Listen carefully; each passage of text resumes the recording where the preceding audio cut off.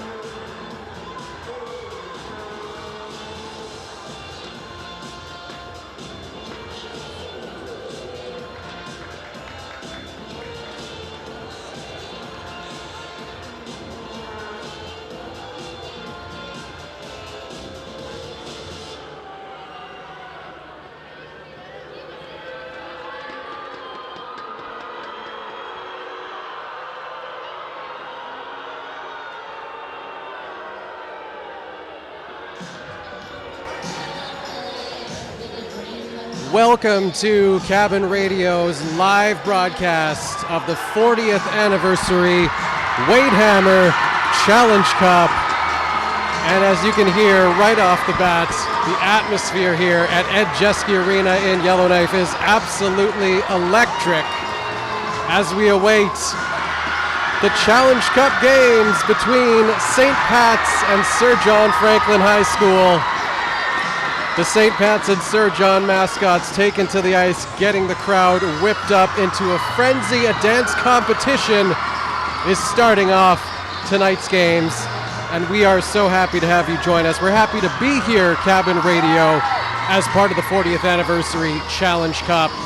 Thank you for joining us. This is the first time we have been involved in this capacity. We did broadcast the 2020 Challenge Cup, which of course was part of the Hockey Day in Canada feature, where we had everyone, including Ron McLean and a whole host of NHL alumni in Yellowknife for that game. And the atmosphere here at Ed Jeske Arena, nothing short of what that was. It is an absolutely packed house, as it is every year for the Challenge Cup, and we could not be happier to be here. On behalf of the entire Cabin Radio crew, we've got cameras, we've got Ollie producing. My name is Scott Letkeman. I'm bringing you the play-by-play all afternoon long. And we got a little bit of help on the camera work too, so we're hoping to bring you a wonderful live look in to the experience that is the Wade Hammer Challenge Cup Hockey Tournament. Now, setting things up, if you are new to the Challenge Cup, it is a little bit different format-wise. We have two 20-minute stop time periods per game, starting off with the girls' game, the St. Pat's girls facing off against the Sir John Franklin High School girls. Two 20-minute stop time periods. Ice will be cleaned after each period. If the game ends in a tie, overtime will be 10-minute stop time, sudden death. If still tied after that, a 5-player shootout will commence. Sir John Franklin girls taking to the ice now, as we are about 2 minutes away from game time, and we could not be more excited to be here. If you've been to this Challenge Cup before at Ed Jeske Arena, you will know that amongst the hockey tournaments that happen in this city, and there are some really good ones, nothing compares to the Challenge Cup. The decorating crew for each school have done an absolutely amazing job. I wish we had a full count on balloons here, because the stands are absolutely lined with green and white and yellow and blue balloons for the two schools' colors, as we now see the Messiah take to the ice for St. Pat's, carrying that Irish flag, leading out the St. Pat's girls onto the ice. And a huge roar from the St. Pat's faithful on our side. Now, I will say that in case the crowd reaction seems a little bit slanted one way from what you can hear on the Cabin Radio broadcast, it is because we are nestled in the corner on the St. Pat's side. That is not to say that Cabin Radio is taking sides in this. We are very much neutral. However, you may hear a bit more noise when St. Pat's does something good than Sir John Franklin, but I can guarantee you that the representation is split right down the middle between Sir John Franklin fans, students, and parents alike, and St. Pat's faithful as well. What an absolutely incredible atmosphere here at Ed Jeske Arena. We will be with you from now until 5 p.m. when the boys' game is anticipated to wrap up, approximately, unless games happen to go into overtime and possibly push things back. This is the 40th anniversary of the Wade Hammer Challenge Cup, and we are brought to you this afternoon by our sponsors, Canadian Tire and the Yellowknife Co-op. Canadian Tire, newly renovated to serve you, your team, and your community. And the Yellowknife Co-op, who are putting up 5 $50 gift cards as prizes for this afternoon. We're going to give 4 of those $50 gift cards to the MVPs of each game. 1 for the St. Pat's girls, 1 for the Sir John Franklin girls, and the same for the boys' game later on. And then 1 $50 gift card will be up for grabs. We've got a trivia question that we're going to mention a few times throughout the broadcast, and you have a chance to pick up a $50 gift card courtesy of the Yellowknife Co-op. And that trivia question is, how many games in Challenge Cup history have gone into overtime? How many games in Challenge Cup history have gone into overtime? Simply email us your answer to mailbox@cabinradio.ca. And I'm assuming we'll probably get a few right answers. So if you know it, let us know. How many games have gone into overtime in Challenge Cup history? Mailbox@cabinradio.ca. A $50 gift card courtesy of the Yellowknife Co-op could be yours. Big thank you to Canadian Tire and the Yellowknife Co-op for sponsoring this afternoon's live coverage of the 40th anniversary Wade Hammer Challenge Cup. This is a very special, obviously, beyond being the 40th anniversary. We do have family members of Wade Hammer in attendance for tonight's game. And for the first time ever in Challenge Cup history, a alumni game was part of the festivities. That going down last night right here at Ed Jeske Arena. 3-on-3 alumni game. First time that has ever happened. I don't have results for that. Ollie, you were down there at the alumni game. Do you have any intel? Were you there for the entire game? Did it end in a brawl? I was there long enough to know that there were no real likelihood of brawls developing. It was a very friendly occasion. I can tell you that there were 4 St. Pat's teams, 4 Sir John teams, 3-on-3, and St. Pat's beat St. Pat's in the final. So bad news for Sir John, but St. Pat's won it. Well, we might work on that format a little as the years go by with future ensuing alumni games, but wonderful that they were able to do that. Of course, 1985, the first Wade Hammer Challenge Cup. So there's a lot of folks who have played in this tournament and have since seen their children play in this tournament. It's been part of this community, this hockey-loving community in Yellowknife for 40 years now, and Cabin Radio very, very proud to be a part of that.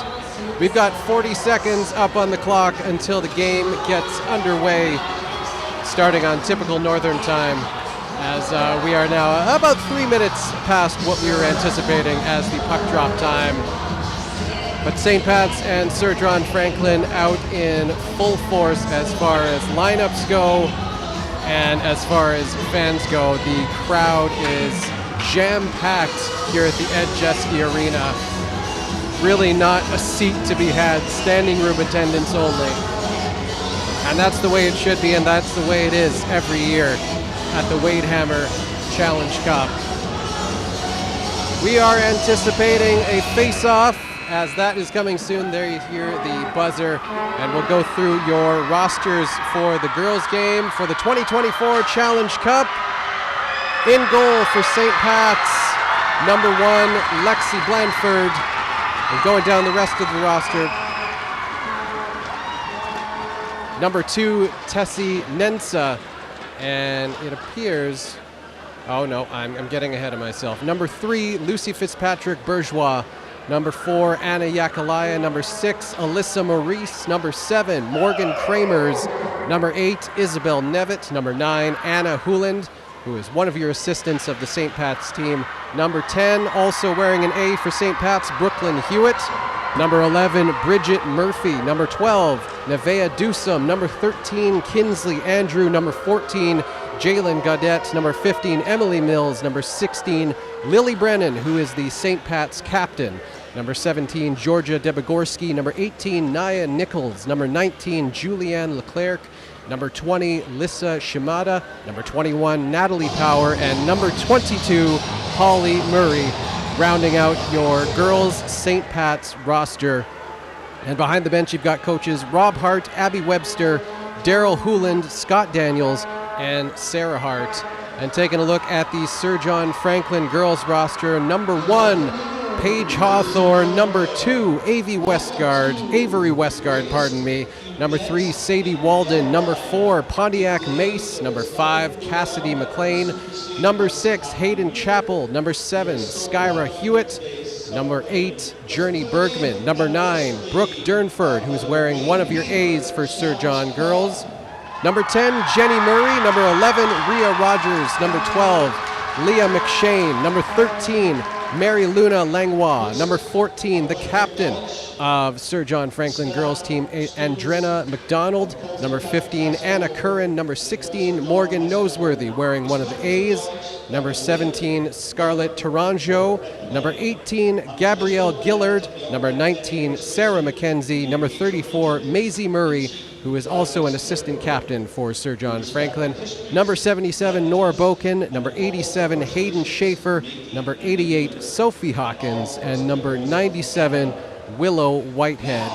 And behind the bench, the coaches for Sir John Franklin, Angela Martin, Dene McDonald, Carrie Lauder, Mitch Grady, Dean McInnes, Michelle Julian, Peter Curran, and Mark Kilbride. And there are your two teams for the St. Pat's and Sir John Franklin girls game. And we're getting the roster read out right now with much more fanfare. The crowd a little more behind a broadcast that they can't hear. So we will throw it down to the ice level for the announcement of the rosters for the girls game.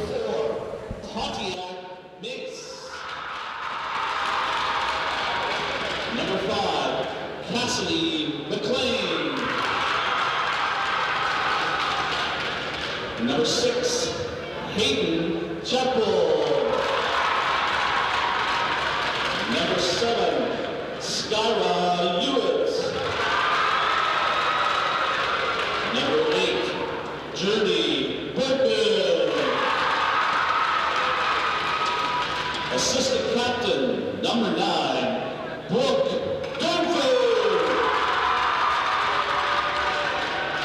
Number 10, Jenny Murray. Number 11, Leah Rogers. Number 12, Leah McShane. Number 13, Marie Luna Langlois. Number 15, Anna Curran. Assistant captain, number 16, Morgan Noseworthy. Number 17, Scarlett Taranjo.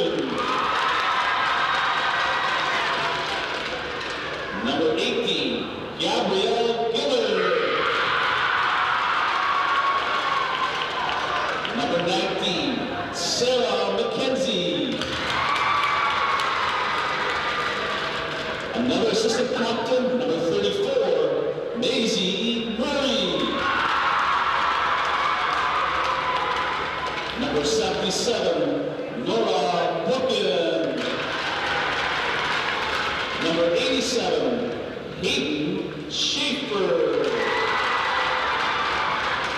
Number 88, Sophie Hawkins. Number 97, Willow Whitehead. And the captain of the team, number 14, Andrena McDonald.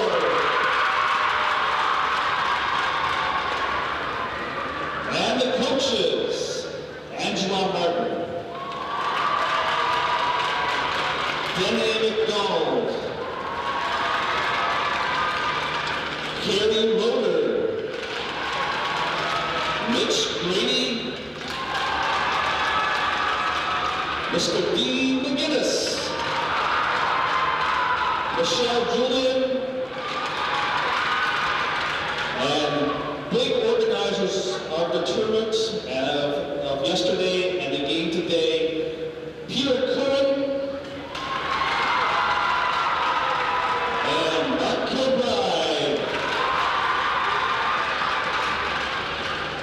Now for the home team, the St. Patrick Irish.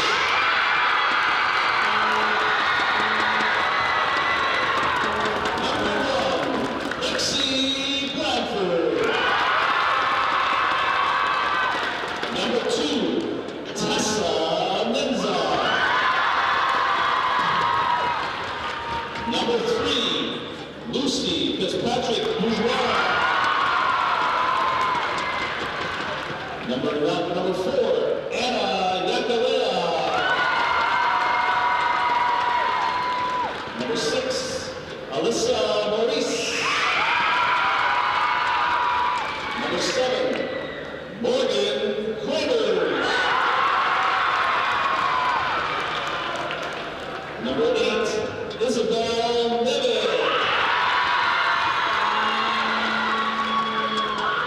Number 9, Anna Holland. Anna's also assistant captain. Another assistant captain, number 10, Brooklyn Hewitt. Number 11, Bridget Murphy. Number 12, Nevaeh Dusson. Number 13, Kinsley Andrew. Number 14, Jalen Gaudette. Number 15, Emily Mills. Number 17, Georgia Debogorski. Number 18, Naya Nichols. Number 19, Julianne LeClaire. Number 20, Lisa Shimara. Number 21, Natalie Power. Number 22, Holly Murray. And the captain of the team, number 16, Lily Murray.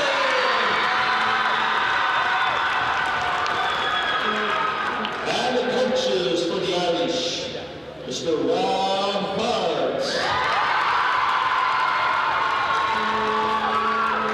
Abby Webster, Darryl Holland, Scott Daniels, and Priscilla Hunt. I'd now like to call upon the St. Pat's drama students who are performing the Percy Jackson's The Lightning Thief production to come forward.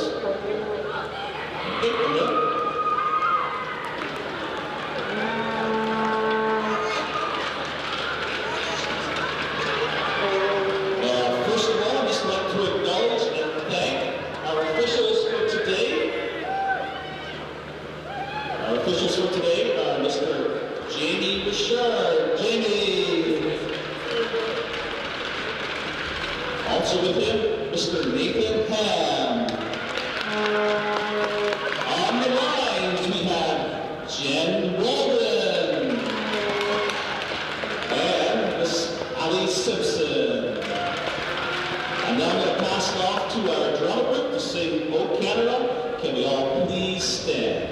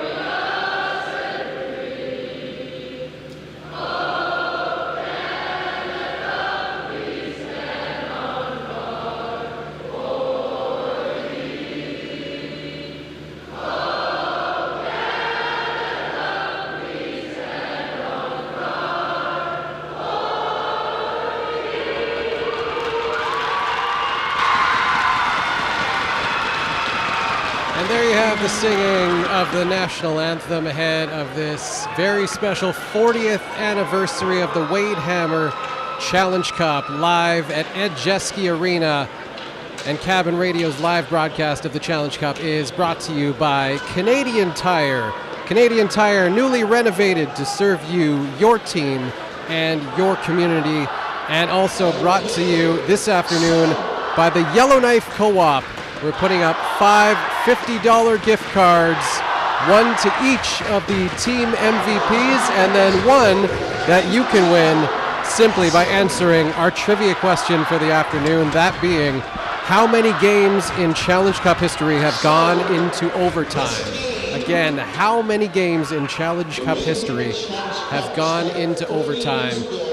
Email your answer to mailbox@cabinradio.ca to possibly win yourself a $50 gift certificate. Served by a young man, Mr. Wade Hammer, who I'm going to say after some recreation hockey and some of the shenanigans of recreation hockey, thought that we needed to have a hockey game between our two high schools in the city. And he went about and brought together, went through all the permissions and brought the game together. We found a sponsor.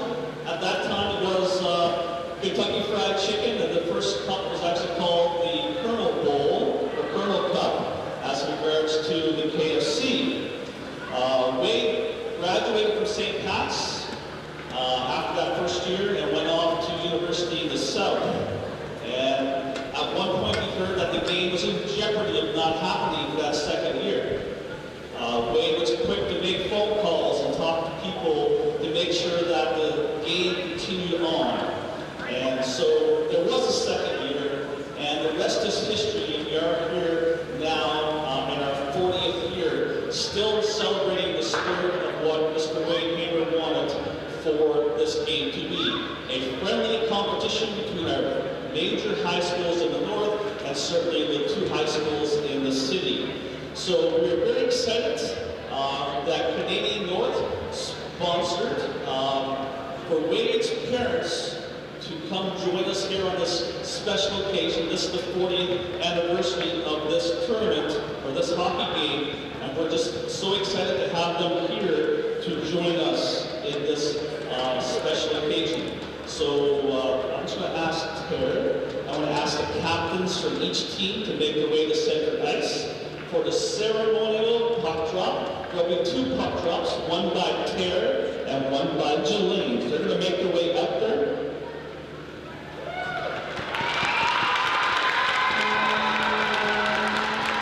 Yes, you can cheer. This fantastic people on.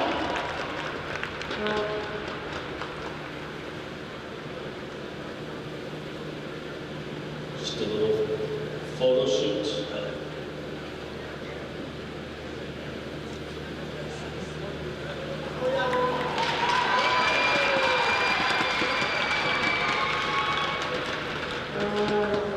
Thank you, Terrence Lane. It's so special having you here with us.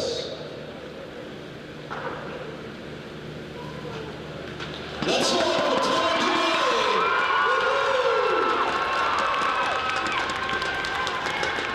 Speaking with Taylor just a few minutes ago, we're so happy to know that the enthusiasm and the excitement of this gathering is still taking place 40 years later. Thank you, Terry. Thank you, Jelaine. Thank you all for coming. It is time to let this game begin. Have fun. Enjoy. Breakfast. Let's go. It's game time. And there you have a ceremonial opening face-off. The puck dropped by Ter and Jelaine Hammer, parents of Wade Hammer, the architect behind the original Wade Hammer Challenge Cup, or at least when it was named the Wade Hammer Challenge Cup afterwards in honor of Wade. Originally, as you might have heard down at ice level, named the Colonel's Cup, sponsored by KFC every year. But for all intents and purposes, since 1985, this has been and forever will be the Wade Hammer Challenge Cup. So very touching to have Tare and Jelaine here for the 40th anniversary of this wonderful tournament. We are getting set for puck drop. We're live at Edgeski Arena, the 40th anniversary of the Wade Hammer Challenge Cup, coming to you live on Cabin Radio. In case you can't be here in person, you're at work, you're at home, you're elsewhere in the world, we're happy to have you along and be able to bring this to you, the 40th anniversary of this wonderful tournament here in Yellowknife, the Wade Hammer Challenge Cup. Both teams squaring up at center ice, and we are ready to get this sucker underway.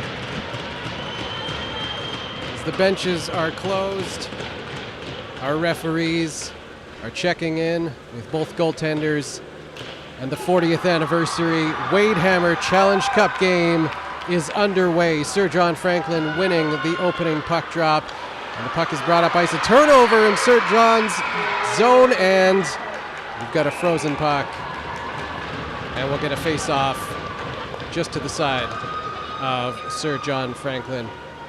Paige Hawthorne covering up there. Or Sadie Walden, pardon me, the starting goalie for Sir John Franklin, covering up that puck. Puck won by St. Pat's, but Sir John jumps on it immediately. And we've got number 6, Hayden Chappell, bringing it into St. Pat's zone. She's checked off the puck. And the play is blown down for offside. Well, the 40th anniversary Challenge Cup, Wade Hammer Challenge Cup, is brought to you on Cabin Radio by the Yellowknife Co-op and Canadian Tire. Very happy to have them sponsoring us for what is essentially a test run for perhaps future broadcasts by Cabin Radio of the Challenge Cup. Puck brought into Sir John's zone, and that shot goes off a stick. Now bringing it back up ice, Sir John Franklin is number 14, Adrena McDonald. Shot, score! Willow Whitehead rips it glove side. And just like that, it is 1-0 Sir John Franklin. What a shot by Willow Whitehead. Assist on that play to number 14, the captain of Sir John Franklin, Adrena McDonald. And we've got a 1-0 game.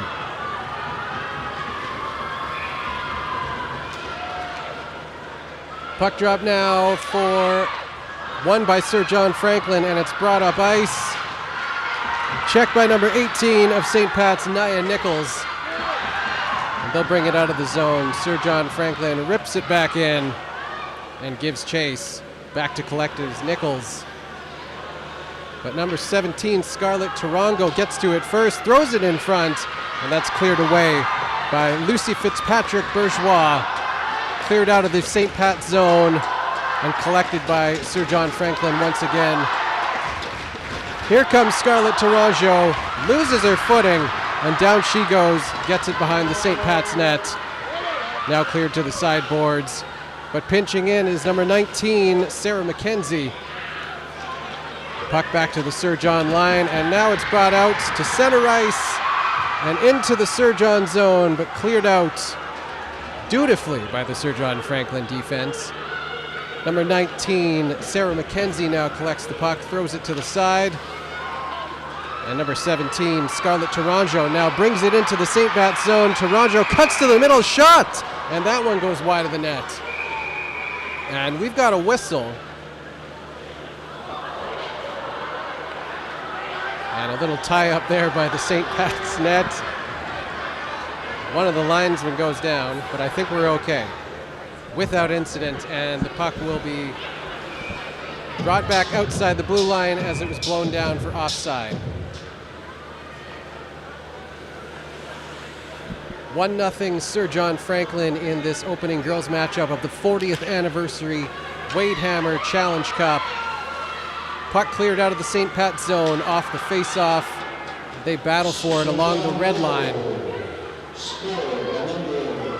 Slides out to the opposite side and chipped out by Rhea Rogers.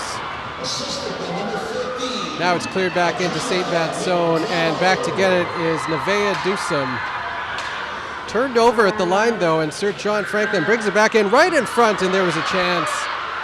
Chipped in front, and we've got a scramble. St. Pat's able to clear it away is Nevaeh Dusum. Now Dusum gets her stick lifted as she tried to bring that puck up the ice and possibly out of the zone. Kept in right at the line by number 77. That's Nora Boken of Sir John Franklin. Now turned around once again by Georgia Debogorski. And St. Pat's having some trouble clearing it out of their zone, but now it goes all the way down the ice and on net, keeping that from an icing. Back to collect it for Sir John Franklin is Nora Boken. And she brings it up ice now, going end to end. Met at the line by number 9, Anna Hooland of St. Pat's, cleared around the net. Thrown in front, but there are a host of St. Pat's Irish there to keep that one from being in any sort of danger. Now cleared back into the corner, and a battle for the puck. It ends up on Sir John's stick, and they fight along the boards for it. Cleared back into the corner, and back to get it is Nia Nichols. She fends on a shot, but makes good on the second one. Now brought out of the zone by number 13, Kinsley Andrew. But back to collect that is Andrina McDonald, captain of the Sir John Franklin girls team, and she brings it across ice and right back into the zone. Now brings it in. Oh, wow. Goes bar down for Sir John Franklin's second goal of the game. What a shot by Andrina McDonald. And we've got a 2-0 game.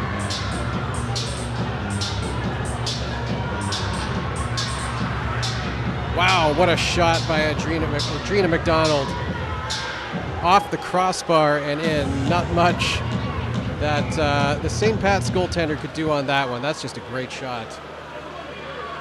2-0 game, Sir John Franklin ahead. As the puck comes back into Sir John's zone, they regroup and bring it back up ice right across the zone, right across the line. Trying to drive the net was number 17, Scarlett Taranjo, but she runs out of room, and the puck is covered by St. Pat's goaltender Tessa Mensah. Face-off now in St. Pat's zone, just to the right of goaltender Tessa Mensah, and that's won by Sir John Franklin. Taranjo takes it right back into the zone, behind the net, gets tied up and knocked down by Nevaeh Dusum. And now Emily Mills brings that up the boards, but has it taken off her stick. She fends on it, and Scarlett Taranjo brings it back right in front, but that drifts into the corner harmlessly. Kept in once again by Sir John Franklin, and Sophie Hawkins tried to throw that one in front, but lost the handle. Back to the point. Hayden Chappell clears it back in to the St. Pat's zone. And this Sir John forecheck is giving the St. Pat's team fits at the moment early in this first half. Now they get it outside of the zone. It's collected by Hayden Chappell once again and brought right back into the St. Pat's zone. Here comes Scarlett Taranjo. Stops, turns back up ice, wheels back in, right in front, but that went off a stick and up high to the opposite side. Thrown back in behind the St. Pat's net, and Taranjo is once again first to the puck. Back to the point and brought in along the end boards. Behind the St. Pat's net, cleared away by number 22. That's Holly Murray for St. Pat's. She gets the puck taken off her stick. And once again, Taranjo has it right in front and jammed away. I don't think it made it across the line, but that one was close. And we've got a little bit of pushing and shoving after that play as Taranjo went hard to the net and was met by Holly Murray there at the side of the net. But that breaks up without incident, and we have yet to have our first penalty of the game. Sir John Franklin and St. Pat's girls team. 14 minutes left in the first half, and at the moment, it feels like Sir John Franklin having this one in firm control. Right off the draw, that puck goes on net, but it's stopped and covered by Tessa Mensah, who's got her work cut out for her. so far in this first half for St. Pat's Irish. Gaining appropriate taps from her team for the job she's doing in the crease. Face off to the right side of Nensa and won once again by Sir John. That puck got drifted to the net and had a dangerous moment there. Puck goes to the corner and cleared back in behind the net, where it's picked up by number 18. That is Nia Nichols. On the sideboards and kept in once again by Sir John Franklin. Thrown in front, and here's a chance. But Nia Nichols able to get her stick on that one and keep a shot from getting on net. Drifted towards the net. Nichols once again stops that one. And it's cleared once again to the sideboards. Thrown in front, and there was a chance. Just whiffed on by number 19, Sarah McKenzie of Sir John Franklin High School. Now it's cleared out and into the Sir John Franklin zone. Brought right back out to center ice, where Nia Nichols meets that one. Now number 5, Cassidy McLean, brings it across the line. She's checked by 2 St. Pat's defenders. Thrown at the net, but blocked once again by Isabel Nevitt. Well, they battle for the puck, and St. Pat's comes up with it, losing it just at the top of the circle, though, but brought across the line now by Anna Hooland, who makes her way into the neutral zone, but gets stripped of the puck. Now number 16, that is Lily Brennan, captain of the Fighting Irish. A shot on goal, and a tense moment for Sadie Walden, but it looks like it was held on. I thought it might have dropped behind her for a second there. She didn't look too sure herself, but the puck is frozen and brought to the side of the net for a face-off once again. In Sir John Franklin zone, we haven't had a whole lot of face-offs inside Sir John Franklin zone so far, but that one's won by St. Pat's, thrown across the blue line, and now cleared deep into the zone. There are 3 St. Pat's players right on top of that one. Thrown in front. Here's a chance for a shot, but Sir John is able to keep that one from getting into any dangerous territory. Now along the sideboards, they battle for the puck once again, and it's brought out. Here's a break. That one cleared away by 2 St. Pat's defenders, hard on the puck. Now Lily Brennan turns it back up ice. Throws it to the side, where it's chased by Kinsley Andrew. Andrew back to the point. And that play is broken up just as it got to the middle of the ice. Cleared out now by Sir John Franklin, and one player was knocked to the ice. No penalty, though. The refs letting them go so far today. Very much in the spirit of the Challenge Cup. You expect a little bit of this. You expect a little bit of nastiness. There's a ton of electricity in the air. When you play in a game like this in front of a crowd like this, it's hard not to get a little bit amped up, and I think the refs appreciating that. Now brought across the line by Andrina McDonald. Another dangerous chance as she weaves her way back towards the front of the net. A backhander, and it just went wide of the net. Back out front to McDonald again. Throws it on net, and that one stopped by Tessa Nensa. Just got an arm on it, and she'll cover that up for a whistle once again in the St. Pat zone. 2-0 Sir John Franklin leads with 10:43 left in the first half.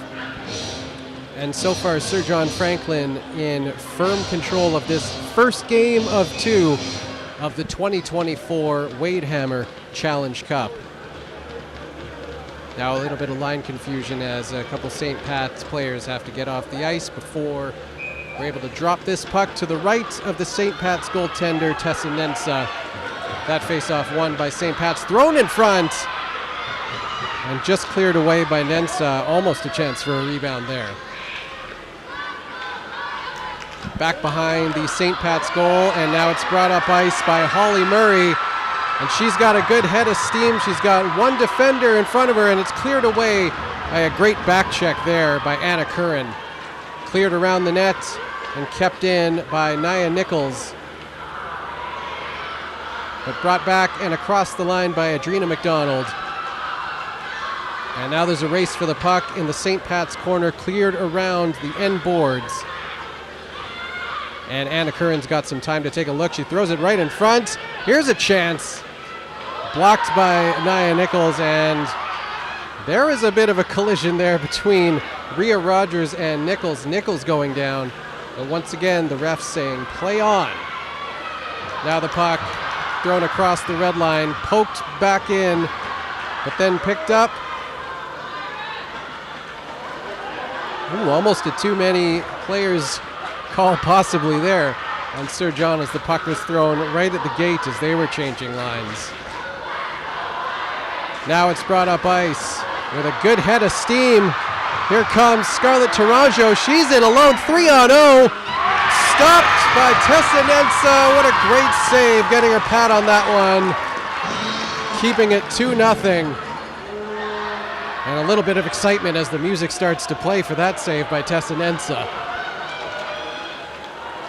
Now the puck kicked across the blue line into the neutral zone where it's collected by Sir John Franklin. Hayden Schaefer had a little trouble with that puck, and it's a battle for it along the blue line of Sir John Franklin's zone. Cleared back in deep, and back to collect that one is Gabrielle Gillard. She throws it around the end boards to number 88, Sophie Hawkins, who brings it out now across the blue line. Hawkins into the St. Pat zone. She throws that to the right to number 97, that's Willow Whitehead. Turns, throws it back in front to Tourangeau, who has been all over the ice so far this afternoon for Sir John Franklin. That shot whistled wide of the net. Now a battle along the sideboards, and it's poked to the line and out by St. Pat's. Brought right back in once again by Scarlett Tourangeau. She cuts to the net, and that's defended well by St. Pat's Irish. That's number 12, Nevaeh Dusum, who brings it up ice now. A nice move at the red line, and then she has the puck knocked off her stick. Cleared around the end boards, and it's chased by Tourangeau. But that puck's missed by Nia Nichols, and now we've got a break for Willow Whitehead, who scores and makes it 3-0. Sir John Franklin.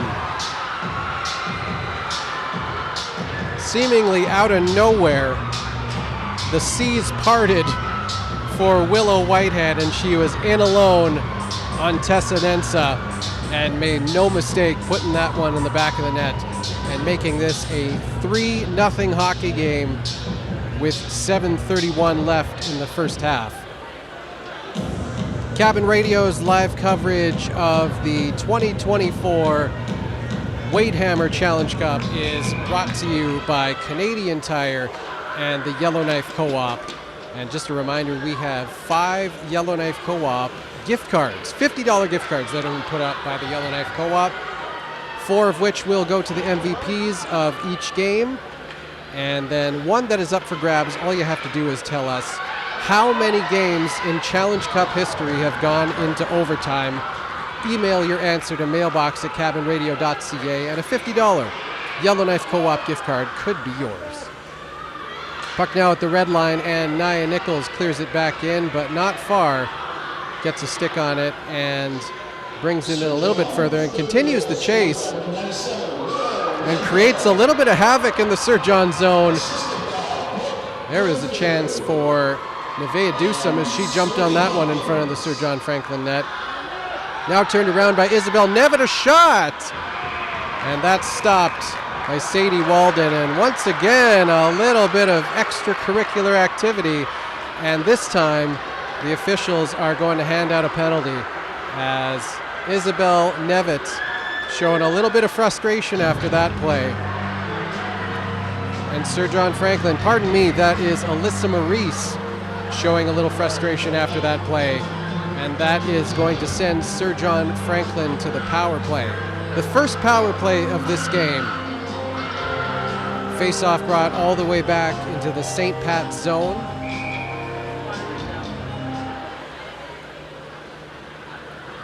And number 19, Sarah McKenzie, wins that draw for Sir John Franklin. Puck went to the net but kicked aside by Nensa. Cleared around the end boards but not out as Hayden Chappell is there to collect it. Throws it back into Pontiac Mace. Mace tried to get it to the front of the net. Kept in once again by Hayden Chappell at the blue line. Back down low to Mace. Throws it in front, but that's cleared away once again. Number 19, Sarah McKenzie tried to just wing it on net, but that was blocked. Seeing a good penalty kill so far here by St. Pat's, as they are giving Sir John Franklin no time on this power play to set up. That puck cleared to the blue line, but once again kept in, this time by Hayden Chappell. Thrown on net, but that one whistles wide. Adrena McDonald threw that puck at the net. Mace tries to go to the front of the net once again, but has that taken away. And the puck is not cleared out. A race for the puck there, won once again by Sir John Franklin. And they finally clear the puck out as Isabel Nevitt makes no mistake getting it all the way down the ice, and the St. Pat's Irish are able to make a change and get a fresh penalty kill unit out there with 38 seconds left in this Sir John Franklin power play. Brought right into the middle of the ice by Adrena McDonald, but she lost the handle. Now she brings it behind the net, tries for a wraparound, but that's stopped. A scramble in front, and it's cleared out once again by St. Pat's. Hayden Chappell turns that puck up ice, but she loses her footing. And now here's a chance for St. Pat's, but she didn't have any steam and was caught by the back check of the Sir John Franklin girls. They collect the puck now in their own zone. Missed a pass at the red line, and that's cleared back into the Sir John zone by St. Pat's. The penalty over. We are back to even strength as Sir John brings it to the blue line, but not out. Pass miss there. It goes drifting into the St. Pat zone, collected by Lucy Fitzpatrick Bourgeois, but she gets the puck knocked off her stick. Now cleared to the front, where that is handled and covered by Tessa Nensa. 4:09 remaining in the first half between Sir John Franklin and St. Pat's Irish. The first of two games this afternoon at the 2024 Challenge Cup, the 40th anniversary Wade Hammer Challenge Cup. The shots 13-3 currently for Sir John Franklin, as a face-off once again to the right of Tessa Nensa is won by Sir John Franklin. Kept in at the line by number 87 Hayden Schaefer. She clears it deep into the St. Pat's zone. That puck's picked up, battled for, and now collected by number 14 Jaden Gaudette. The Irish able to fight that puck out of their zone and into the neutral zone. Cleared deep now into Sir John's zone. And back to collect that one is Pontiac Mace. Clears it up the ice, but kept in by number 12, Nevaeh Dusum. She throws it on net, and that's handled easily by Sadie Walden. And that will draw another face-off, this time to the left of Sadie Walden in the Sir John Franklin zone. Pardon me, they're bringing the face-off to Walden's right. Face-off won by Sir John Franklin's number 97, that's Willow Whitehead at center. Now brought around the net, and a little bit of traffic at the line, but they're able to get it deep into St. Pat's zone, but no icing on the play. Collected and brought to the line, but not out. Once again, thrown to the net, and that one goes off a skate and into the corner. Whitehead tries to throw that one in front, that one off a skate. And number 16, Lily Brennan now, captain of St. Pat's, brings it to the line. They battle for it and get the puck out of the zone. Now at the red line, thrown across, almost picked off by number 13, Kinsley Andrew of St. Pat's. Now right in front, a wraparound, and there's a goal by Scarlett Tourangeau, who has been absolutely all over the ice for Sir John Franklin in this first period. putting on an absolute clinic so far for the Sir John Franklin girls. She's had several dangerous opportunities and makes no mistake on that one, going around the net and tucking it in just past the left pad of Tessa Nensa. 4-0 now, Sir John Franklin, with 2:37 left in the first period. Puck dropped at center ice now, and once again, it's Sir John bringing it right up ice and almost tucking it in was Rhea Rogers that time. Puck kept in by number 9, Brooke Dunford. And now brought out by Lucy Fitzpatrick-Bourgeois. She chips it into the neutral zone and into Sir John Franklin's zone. Brought behind the net, but lost her footing there that time was Rhea Rogers right in front. And there was a chance for St. Pat's, but that one is covered and frozen by Sadie Walden.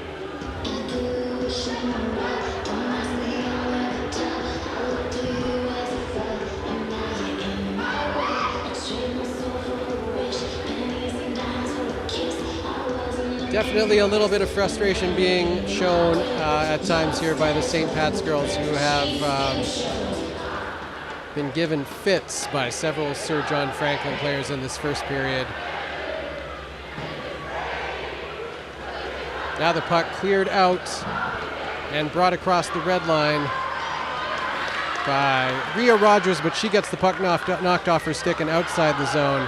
Kinsley Andrew, net number 15, Anna Curran at the line. Andrew now brings the puck across the red line and into the Sir John Franklin zone, but not far into the zone. Now picked up by number 16, Lily Brennan. She works it into the corner and out front. Here's a chance for Andrew in front, but she lost the handle on that one, defended smartly by Sir John Franklin's defenders. Now brought across the red line and jumping onto the ice.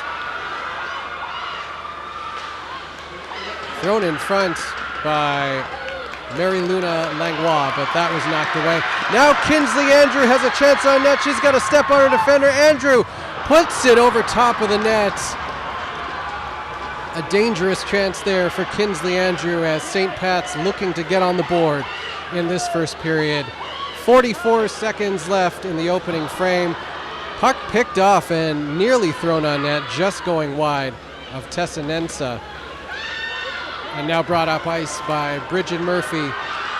Murphy across the blue line. Looked like she might have been tripped there, but no call from the referees on that one. Now turned up ice by Adrena McDonald.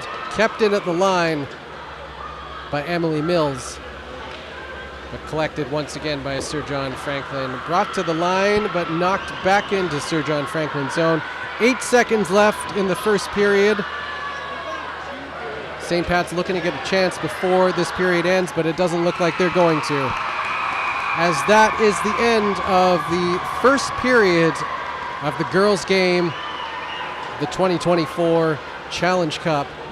4-0 the score for Sir John Franklin at the end of the first frame. And I have to say, historically, this is typically not what we see at the Challenge Cup. We've got a breakdown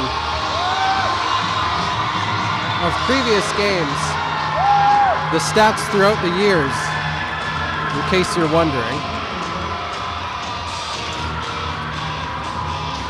Since 1996, the girls' St. Pat's team has won 12 games, Sir John 14 games, and in the boys' matchup since 1996, St. Pat's has won 13 times and Sir John square at 13 wins. So this 40th anniversary will actually be a tiebreaker for those two squads. Be interesting to see where that happens. But for now, we are in the first intermission of the girls' game. 4-0 Sir John Franklin to score over St. Pat's. And we're going to take a break as the ice gets resurfaced. You are listening and watching Cabin Radio's live coverage of the 40th anniversary of the Wade Hammer Challenge Cup on Cabin Radio.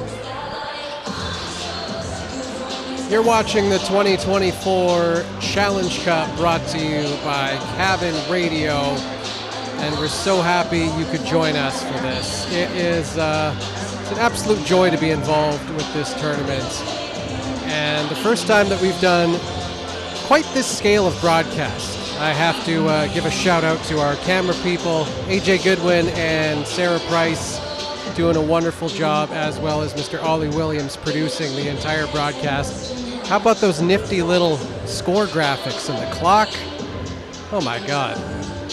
I don't want to pat ourselves on the back, but I feel like we've outdone ourselves in this one, but it's only going to get better from here. This is all very much a test, and I think it's going quite well. So hoping to be involved in this broadcast of the Challenge Cup between Sir John Franklin and St. Pat's Irish for many years to come. This, of course, being a very special one, which is why we're here, the 40th anniversary of the Wade Hamer Challenge Cup.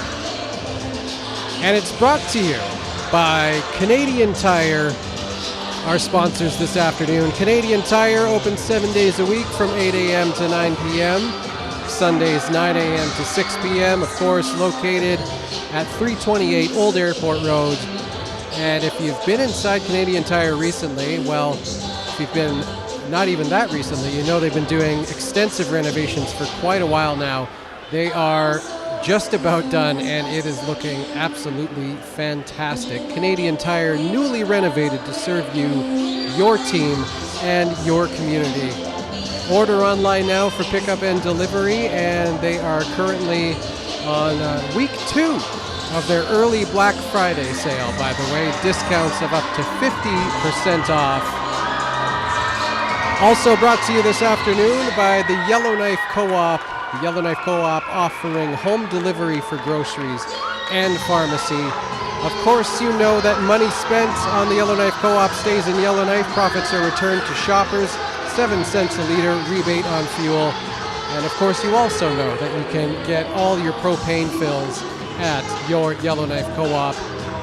And this afternoon they have put up 5 $50 gift certificates, 4 of which will go to the MVPs of this afternoon's games, and 1 that you can win simply by answering our Challenge Cup trivia question, which is, how many games in Challenge Cup history have gone into overtime?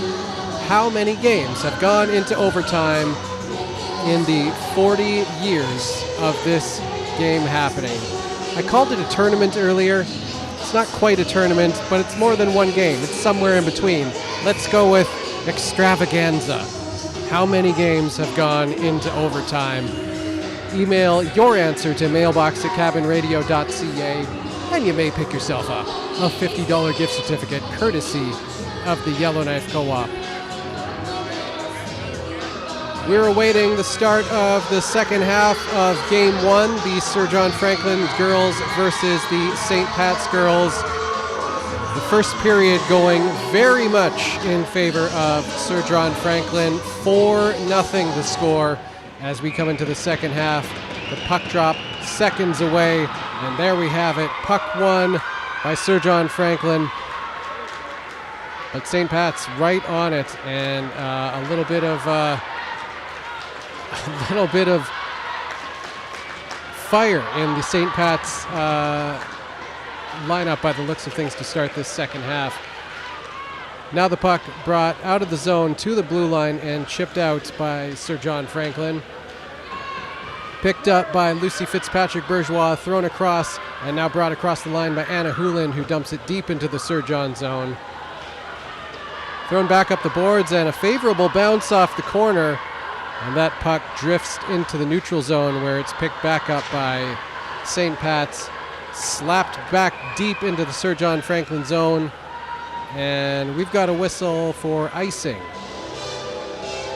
That face-off will come right back into the St. Pat zone, where we've seen a few face-offs so far this game.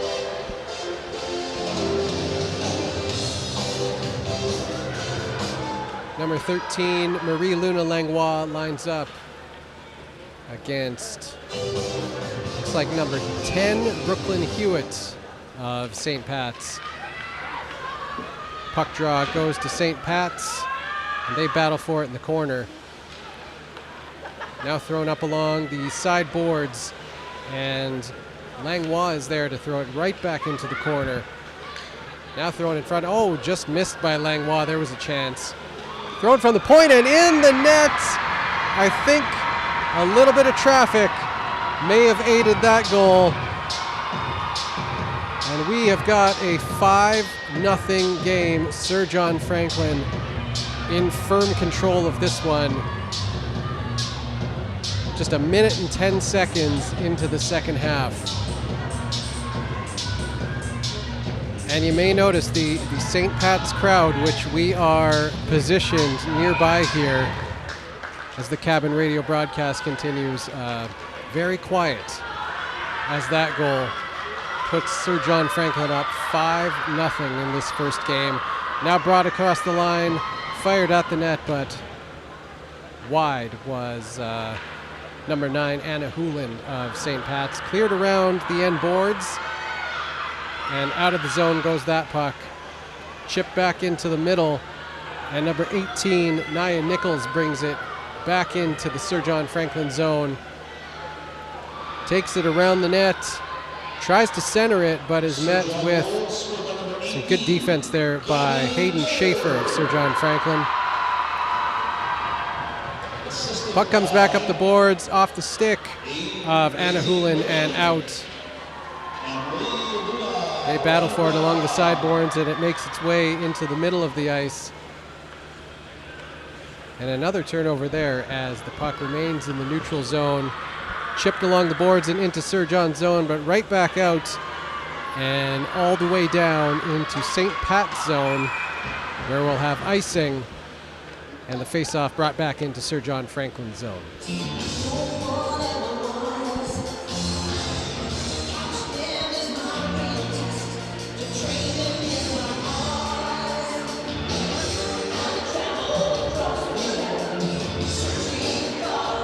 Face-off now to the left of Sir John Franklin's goal. And the puck's won back to St. Pat's, but with a little too much gusto and right out of the zone. And into St. Pat's, back across the blue line. And a battle for it along the side boards. Chipped out, now thrown across the zone, the neutral zone, and we battle for it along the blue line. And the puck plays blown down for offside.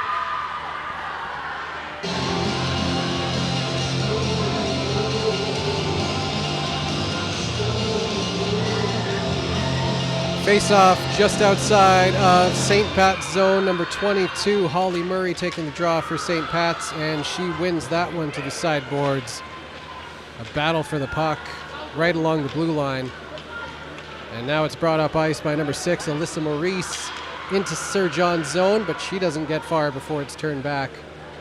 Dumped deep in behind the Sir John Franklin net now, and back to collect that one is Adrena McDonald. Chipped across the blue line and into St. Pat's zone. Giving chase is number 4, Pontiac Mace. And Mace able to knock that puck loose as she collects it at the Sir John Franklin blue line. Thrown across and picked off by Holly Murray, who had a chance to possibly go in on net, but was met by Adrena McDonald, who made no mistake defensively. Brought up ice now and turned over, thrown across the zone by Nia Nichols. Another battle along the blue line there, and the puck ends up on Holly Murray's stick. She throws it on net, and that's directed aside by Paige Hawthorne, who is now in net for Sir John Franklin. Murray a shot, and that one might have caught the glove of Paige Hawthorne. And it's cleared out all the way down the ice, and we'll have another icing. The face-off will be brought back into the Sir John Franklin zone. A little more fire for St. Pat's to start this second half. The shot's now 16-7 for Sir John Franklin High School, and the score 5-0 in this first of two games. Face-off now won by Sir John Franklin, back into the corner by Hayden Schaefer, and the puck is cleared out of the zone. Thrown right back in by Bridget Murphy, pardon me. Puck brought across the red line and into the St. Pat's zone. That is Willow Whitehead, pardon me. Throwing out the net and chipped by Whitehead just wide of the net. That one was a little bit dangerous. Behind the net now is number 17, that's Scarlett Tarango, who was Taranjo. And the puck ends up in the net, and we've got another goal for Sir John Franklin. The puck bounced around and just kind of wound up on the stick of Willow Whitehead right at the side of the net. And she made no mistake putting it in and putting Sir John Franklin up 6-0 now in this first game. 15:26 left in the second half between the St. Pat's and Sir John Franklin girls.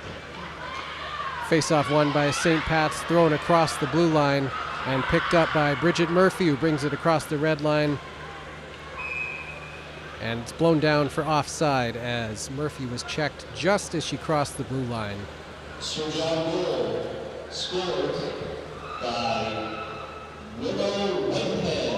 Number 10, Brooklyn Hewitt now to take the face-off against number 11, Rhea Rogers of Sir John Franklin. The puck won by St. Pat's, but turned over and cleared deep into St. Pat's zone. Back to collect that one is Anna Hooland, who clears it around and out of the zone. Thrown right back in by Nora Boken of Sir John Franklin. And Hooland is back to collect it, throws it around the end boards, and intercepted by Sir John Franklin. That's Anna Curran taking that one there. Hooland jumps up and clears the puck out of the zone. And it's cleared right back in once again by Sir John Franklin. Back to collect that is Bridget Murphy. She turns the puck over and kept in the zone by Taranjo. Pardon me, that's Morgan Noseworthy, who goes to battle in the corner for it with Hooland. Noseworthy coming up with the puck there, but being pestered by two St. Pat's players. And Hooland comes up with it, chips it off the glass and out of the zone. Follows it right up and now battles for the puck along the sideboards. And now here is a chance for number 17, Georgia Debogorski. But she's not able to catch up with it before getting to a bad angle, throws it on net, and that puck is covered up by Paige Hawthorne.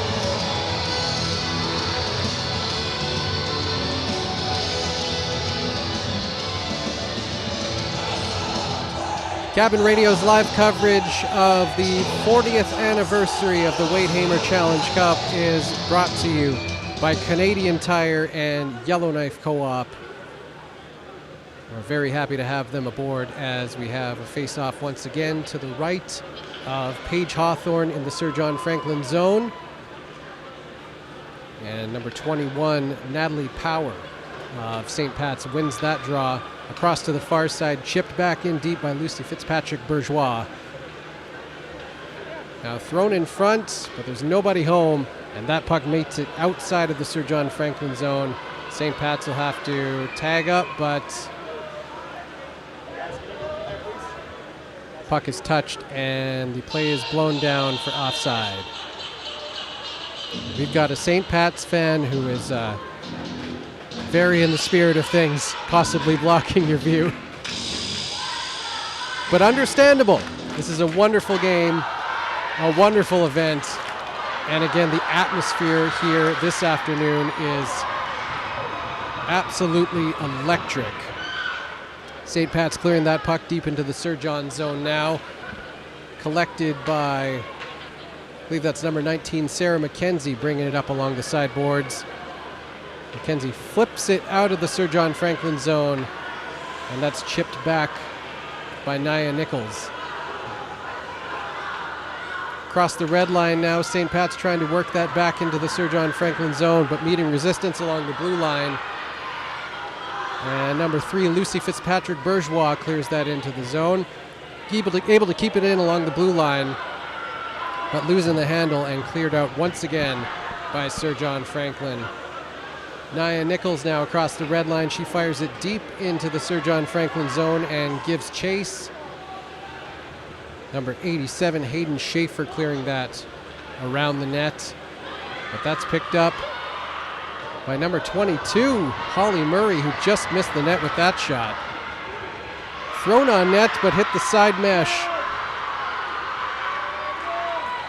And might have come just outside the zone, but now it's chipped out and into the St. Pat zone.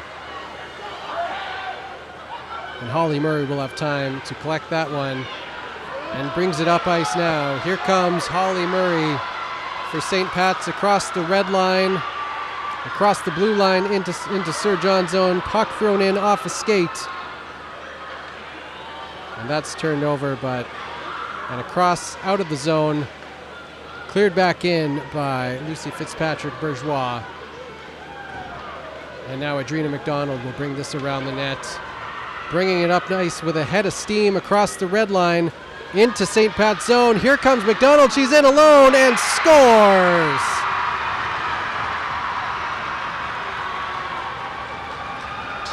Great head of steam down the right side boards. Adrena McDonald was not going to be stopped, and she was not, and makes it 7-0. Sir John Franklin with 11:30 left in the second period. Puck drop now at center ice, and Sir John wins that face-off. Chipped across the red line by Hannah Hooland and into the Sir John zone. That puck just skipped past Bridget Murphy.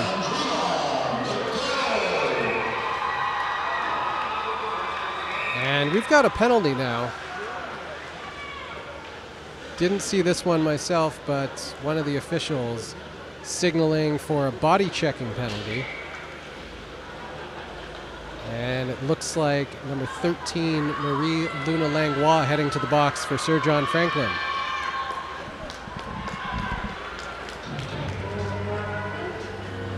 So St. Pat's will have its first power play of the afternoon, and this is an opportunity and one they desperately need to get back into this game to get some momentum going. 5-on-4 power play.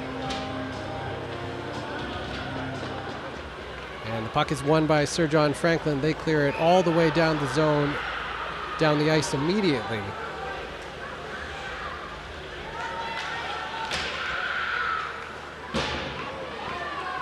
And that's picked off now by Adrena McDonald at the line. McDonald throws it in front, but that's chipped away by number 18, Nia Nichols. Hoolan bringing it up nice now, but is checked at the blue line. And the puck is thrown deep into Sir John Franklin's zone. Having a little bit of trouble handling it there is Sarah McKenzie, but it's brought along the sideboards and cleared out by Cassidy McLean. Almost got in trouble there was Lucy Fitzpatrick-Bourgeois. She had Sarah McKenzie right on her trying to forecheck that one. There's a collision. Smiles all around though. A shot on net, and that one's stopped by Paige Hawthorne. Around the end boards. And that one is cleared right down the ice by Sir John Franklin once again. 1:42 remaining in the St. Pat's power play. And Nia Nichols is back to collect it. Almost had that pass picked off by Scarlett Tourangeau. St. Pat's clears it out of the zone and out of trouble. But Tourangeau now picks the puck up and is looking to turn it up ice. Fires it deep into the St. Pat zone. An aggressive forecheck by number 4, Pontiac Mace of Sir John Franklin. And they are just not giving St. Pat's any room to breathe on this power play, which now only has 1 minute remaining. Cleared back into St. Pat's zone. And once again, Nia Nichols is back to collect it. Clears it around the corner boards. But that's picked off by number 77. That's Nora Boken of Sir John Franklin. St. Pat's having trouble getting the puck out of their own zone now, as this Sir John Franklin penalty kill is absolutely ruthless. Tourangeau gets upended, and we'll have a penalty coming to St. Pat's now, a delayed call, and there's the whistle. And that's going to be Nia Nichols going to the box for tripping. And that'll end that St. Pat's power play, which only had about 17 seconds left in it anyway. But we'll send Sir John Franklin to the power play now.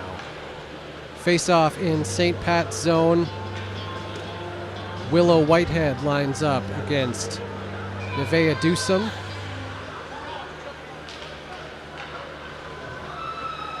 Whitehead wins that draw, and now Sir John Franklin gets the extra player on the ice, and it's 5-on-4. There's a shot and a stop.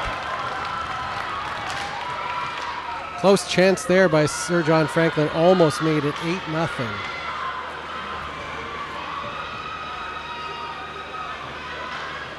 And Hulin slaps it all the way down the ice into Sir John's zone and out of danger for St. Pat's.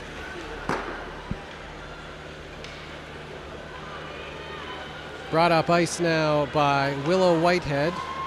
She cleared, pardon me, that's Hayden Schaefer who put herself offside, and the play is blown down. Face-off just outside of St. Pat's zone.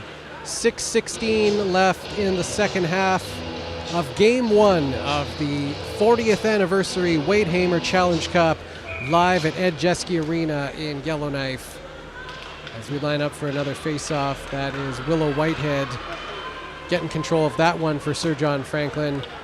Now number 2, Avery Westgard clears it into the zone. Whitehead takes over from there, makes a nice move, throws it in front. Oh, and that one just goes wide. A nice play there, almost resulting in another goal for Sir John Franklin. Puck thrown on ice and squirted out. Somehow stays out of the net. And another chance. A scramble in front. Thrown on net again, and it ends up in the net.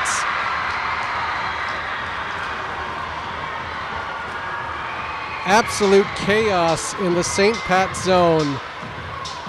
And Sir John Franklin has scored a power play goal and makes it 8-0 with 5:12 left in the second period.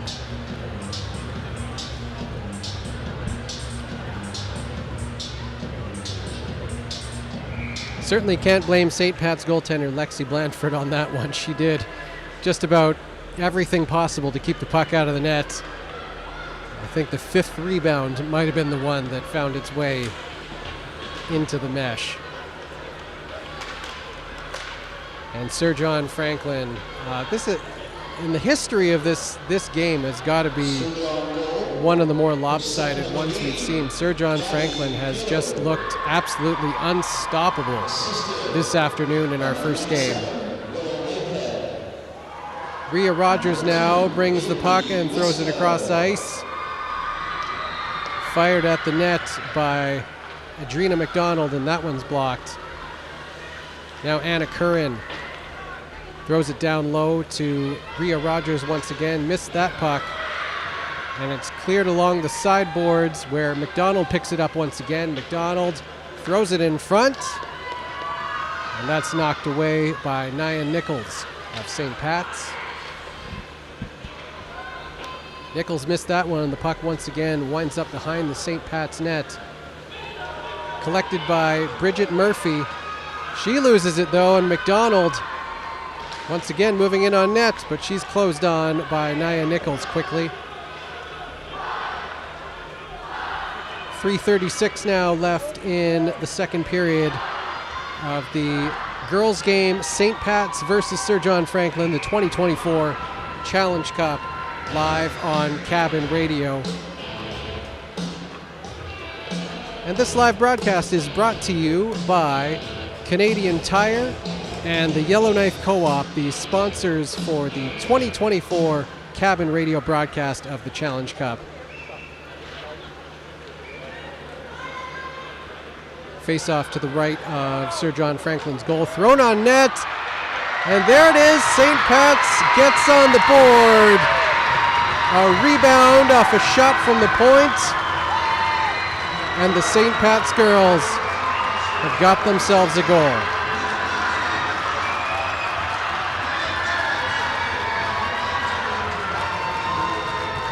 There will be no shutout in Game 1 of the 2024 Challenge Cup.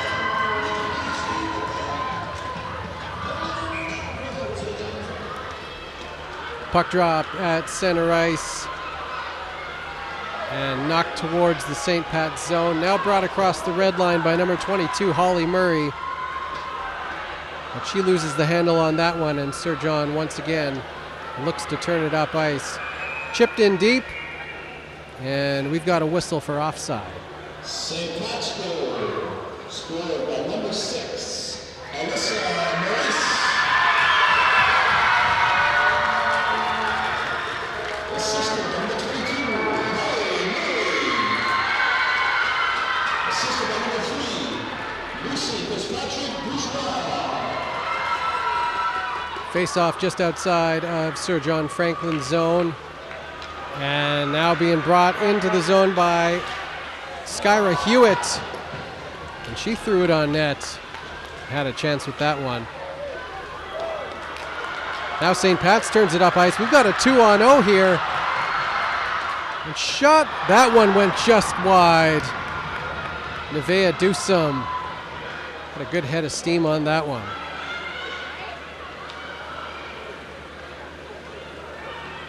Puck cleared back down into St. Pat's zone. Not quite enough for icing.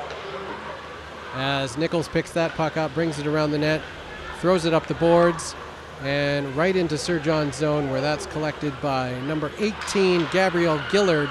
She turns it over, and it's knocked back into Sir John's zone and covered up by Paige Hawthorne. And we'll get a whistle with 45 seconds left in this opening game to the 2024 Challenge Cup. A bit better of a second half for St. Pat's, as the shot's now 21-13 in favor of Sir John Franklin, but not making a whole lot of difference as far as the score goes. 8-1, Sir John Franklin ahead in this one. A little bit of pride on the line at this point, though, for St. Pat's. They've got a upcoming face-off in the Sir John Franklin zone, and Coach Rob Hart looking to get something going, something to have the team walk off on feeling good about themselves. If he could score the last goal of the game, that is something at least.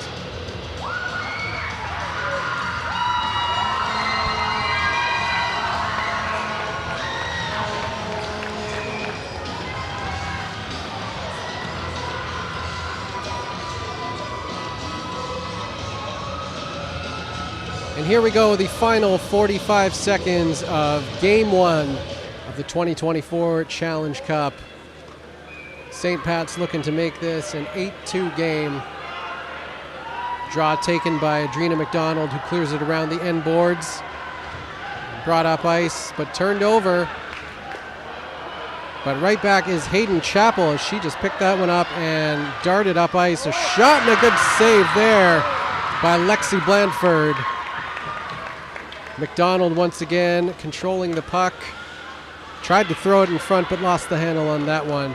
And the puck cleared out by St. Pat's. 15 seconds left in the game, and cleared into the St. Pat zone. 5 seconds remaining. And that'll do it for this one. The opening game of the 2024 Challenge Cup, won handily by Sir John Franklin, as both teams spill onto the ice and congratulate their goaltenders. Very much in the spirit of this tournament. Win or lose, it does not matter. Everyone is here in the spirit of competition. and this hockey community is just so proud of this wonderful tournament. And you can absolutely see it with our shots of the crowd that you've seen throughout the game and early on in the broadcast. Everyone with the brimming with school pride for the 2024 Challenge Cup, and every Challenge Cup for that matter. As the teams line up to shake hands now,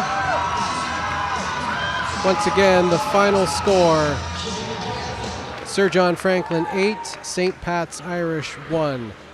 And that will wrap up Game 1 of our Challenge Cup afternoon right here on Cabin Radio. The 2024 Wade Hamer Challenge Cup, the 40th anniversary of this game. And then these games as of 1996, brought to you by Canadian Tire and the Yellowknife Co-op. And a reminder that we have 5 Yellowknife Co-op gift cards, 4 of which will go to the MVPs of this afternoon's games. The 5th you can win by answering our trivia question, which is how many games have gone into overtime in Challenge Cup history? How many games in Challenge Cup history have gone into overtime? Email your answer to mailbox@cabinradio.ca, and you can win yourself a $50 gift card courtesy of the Yellowknife Co-op. Once again, our sponsors this afternoon, the Yellowknife Co-op and Canadian Tire Yellowknife at 328 Old Airport Road. The brand newly renovated Canadian Tire in Yellowknife. Newly renovated to serve you, your team, and your community. Another awesome showing of the Wade Hamer female game.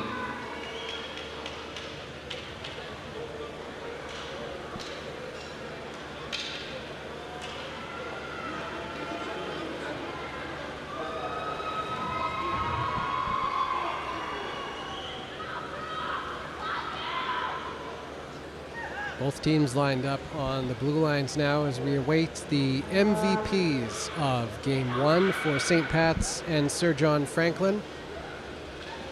And as you can see by the penalty boxes, the Challenge Cup itself awaiting presentation to this year's winner of Game 1, the girls' game, Sir John Franklin.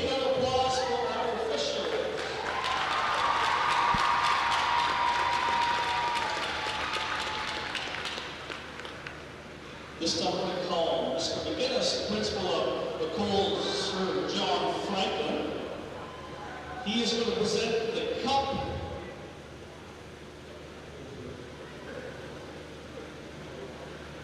The MVP from Sir John, Mary Luna Langlois.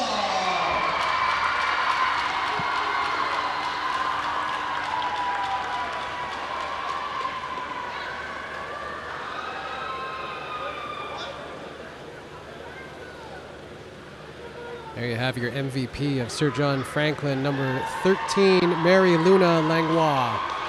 And the MVP from the Cole St. Patrick High School, the captain of the team, Lily Brennan. And Lily Brennan, captain of St. Pat's, named the MVP. And now, Mr. McGinnis will present the cup to the captain of the Sir John Franklin team, Adriana McDonald.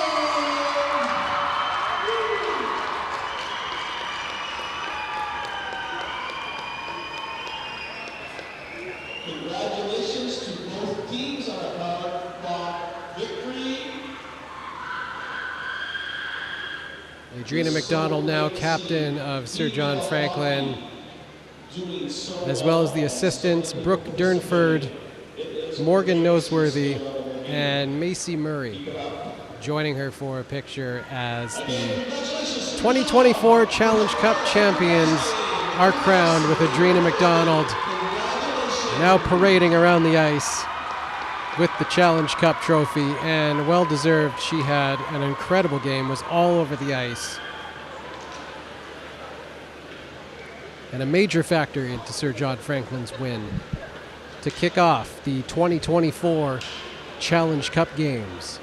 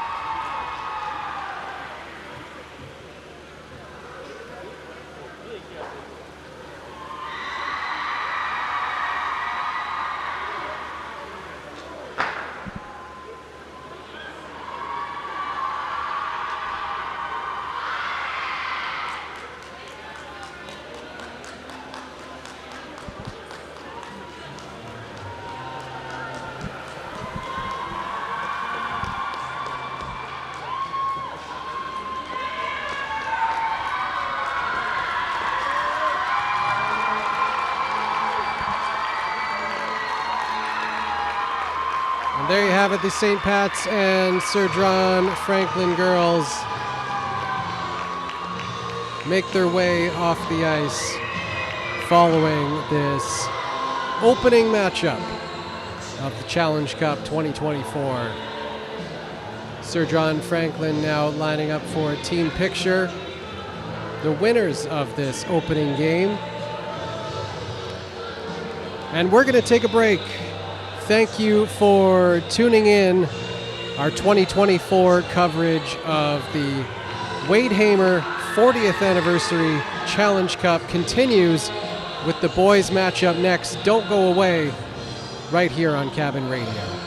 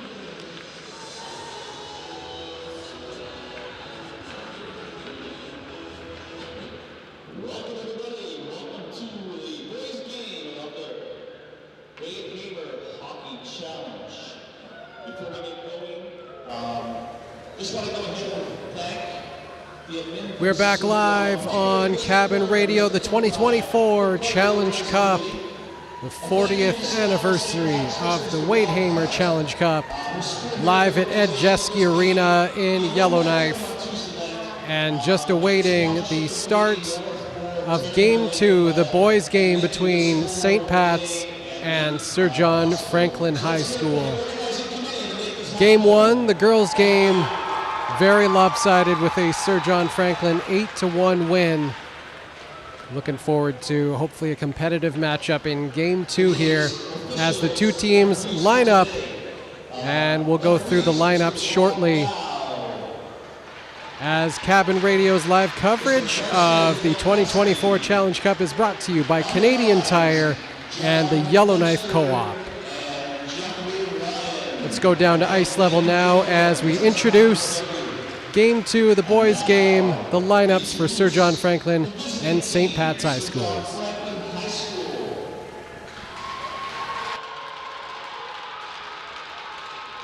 Number 4, Josh Savoy. Number 5, Hayden Lazat. Number 6, Alan Clinton. Number 7, Ryan Cunningham.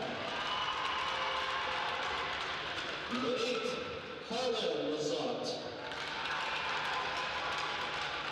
Number 9, Hunter Frau. Number 10, James Fricky.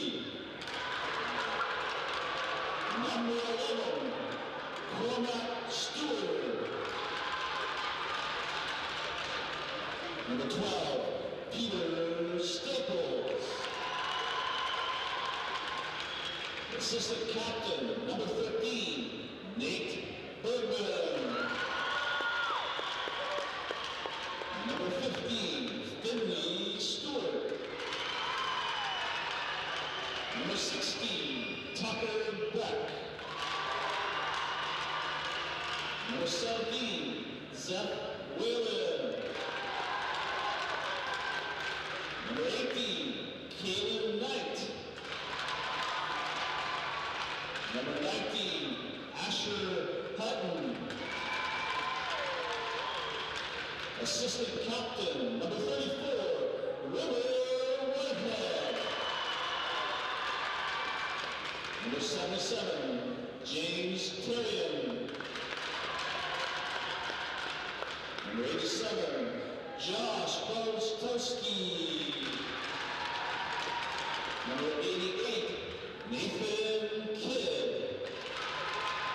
And the captain of the team, number 14, Hayden Murray.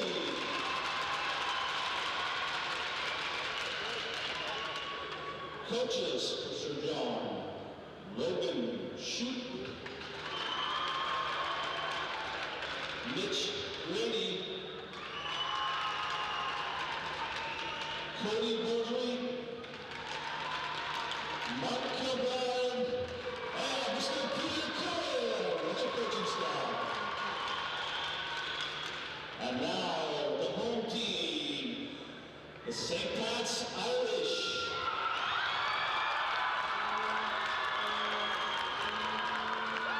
Number 1 in net, Colby Melanson.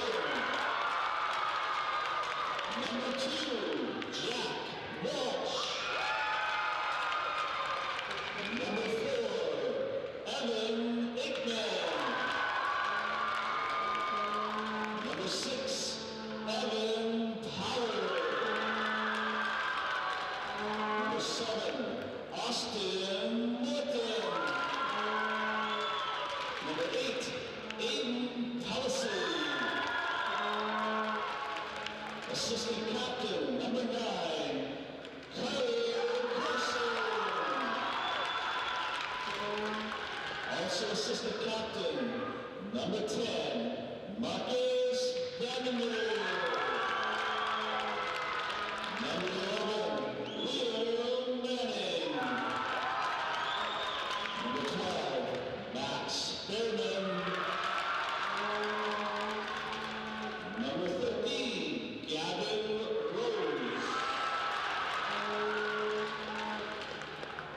14, Lise Robinson. Number 15, Seth Balloon. Number 17, Zachary Fish. Number 18, Lucas Johansson Carpenter. Number 19, Dylan Applejohn. Number 20, Evan Allen.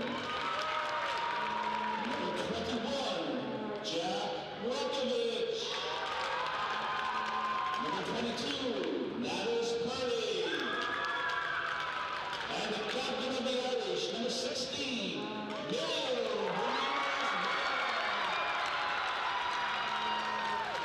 And the coaches for the Irish, Stephen Schwartz, Reese Head, Matt Hart, and Mr. John White, the coaching staff.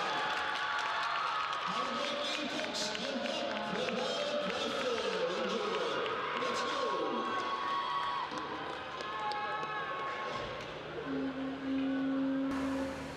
And there you have your lineups of the St. Pat's and Sir John Franklin boys teams for this 2024 Challenge Cup, the 40th anniversary of the Wade Hamer Challenge Cup, being brought to you live by Cabin Radio. And this broadcast is brought to you by Canadian Tire, newly renovated for your team and your family. Check out Canadian Tire Yellowknife, the brand newly renovated Canadian Tire Yellowknife at 328 Old Airport Road. Also brought to you this afternoon by the Yellowknife Co-op, who are putting up 5 $50 gift cards, 3 of which still have yet to be claimed. We will find out 2 of those winners, a $50 gift card going to the MVPs of the St. Pat's and Sir John Franklin boys teams, as well as possibly you. All you have to do is answer our trivia question for the afternoon, which is, how many games in Challenge Cup history have gone into overtime? Email your answer to mailbox@cabinradio.ca. And you could win a $50 gift card courtesy of the Yellowknife Co-op. Once again, how many games in Challenge Cup history have gone into overtime? Teams just got their pep talks, and we are just about to get underway in Game 2 of the 40th anniversary 2024 Wade Hamer Challenge Cup, as the teams line up at center. The starting goaltenders for St. Pat's, Colby Melanson. And by the looks of things, the far end, it's a little hard to tell. I think that is number 8, Harlan Lizotte, starting in goal for Sir John Franklin. As the captain of Sir John Franklin, Hayden Murray, brings in, fires it on net. And just like that, Kate catches Melanson by surprise. And we've got a 1-0 game. Less than 20 seconds into the second game. Wow. And once again, this St. Pat's crowd, where the Cabin Radio broadcast is happening, has been silenced early. An immediate response needed by St. Pat's as we drop the puck once again at center ice. Could have been possibly a penalty there, but St. Pat's avoiding going shorthanded early. Now brought into Sir John Franklin zone and dumped deep by Mario Hernandez-Millen. As they battle for the puck along the end boards. It's brought back up ice now by number 4, that's Josh Saloy of Sir John Franklin. Put back in deep, and now Hernandez-Millen stripped of the puck along the side boards as they battle for it. The puck finds its way out of St. Pat's zone. And Sir John regroups with number 11 passing to number 13. That's Nate Bergman of Sir John Franklin. Trickles over the St. Pat's line and dumped back down And that'll be icing against St. Pat's. And the puck will come back into St. Pat's zone for the face-off.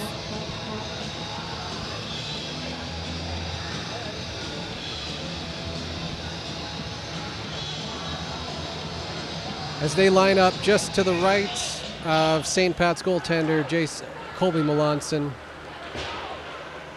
And off the draw, St. Pat's gets the puck out of the zone immediately, collected by Peter Staples and brought right back into St. Pat's zone. Not enough for icing, cleared around the end boards. And that's cut off. Thrown right back into the corner of St. Pat's. Back to collect that is Evan Aikman. He's met along the sideboards. They get the puck out, but it's thrown back in, and once again, Evan Aikman collects it for St. Pat's. A little bit of time to turn it up ice, and he gives that to Marcus Vandermeer, who brings it into the Sir John Franklin zone, dumps it deep, and that's thrown back out along the sideboards. And Sir John Franklin wasting no time bringing that puck right back up ice, shot on goal, and that came dangerously off the end boards and back out front. Trickled between the legs of Colby Melanson. St. Pat's brings it right back in now, thrown in front. Another puck thrown in front. That went off a Sir John defender and a little bit dangerous there. Puck in the far corner now. Thrown from the point and it's in! Evan Power of St. Pat's throws it on net from the blue line and it finds the top corner just over the right shoulder of Harlan Lazat. And we've got ourselves a 1-1 game.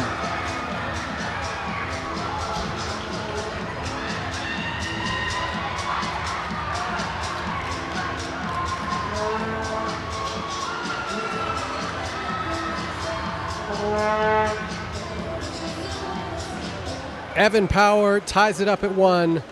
That's 17:36 of the first period. And the puck dropped once again at center ice, and we've got ourselves an immediate quick start to this one between St. Pat's and Sir John Franklin. Game 2, the boys' game of the 2024 Challenge Cup. The puck brought up ice now out of St. Pat's zone by Gavin Rose.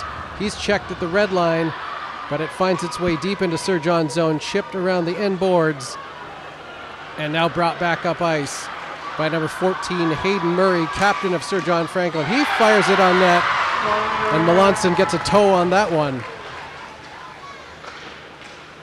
Chipped along the corner boards. They battle for it now. Thrown back on net. Melanson kicks that one aside with ease. Number 12, Max Fairman, lost his edge there, but gets the puck out and back into Sir John territory. An errant pass goes down the ice for icing, and the puck will be brought back into Sir John Franklin's zone. 1-1 the score, just under 4 minutes into Game 2, 16:34 of Period 1 here. The 2024 Challenge Cup continues with a good pace to this one. Draw won by Sir John Franklin around behind the net. They battle for it now, and it squirts to the close corner. Brought up ice now. Here is number 15, Finley Stewart, fires a puck, but that goes off a stick and up into the mesh. And that'll get another whistle. And a face-off just to the left of Colby Melanson.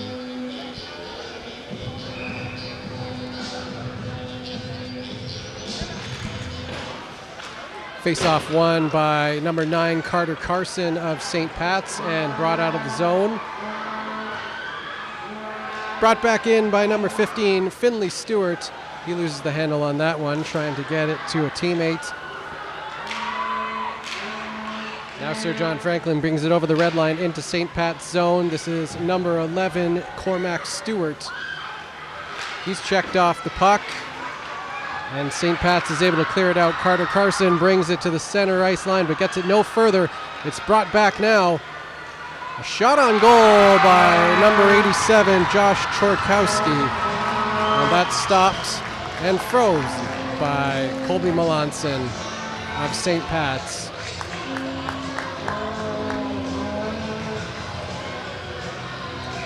Face off now to the left of St. Pat's goal. And the puck is dropped, but blown down immediately by the official. And we will have that puck dropped once again with a new center iceman from St. Pat's. They're trying to figure out who that's going to be. Puck drawn off a skate, and away goes number 13, Gavin Rose. He was possibly tripped, but no call upcoming from the officials. And Sir John gathers the puck behind their own net, cleared along the side boards. And they bring it down the ice now across the blue line and chipped in deep by number 87, that's Josh Chortkowski. Off a stick and out of the zone, but cleared right back in by number 14, Hayden Murray of Sir John Franklin.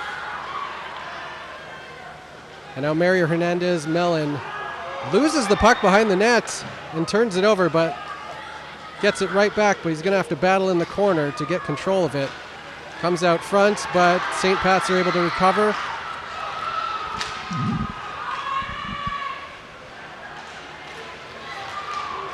And here's a chance for Hayden Murray. He loses the handle and fends on that shot.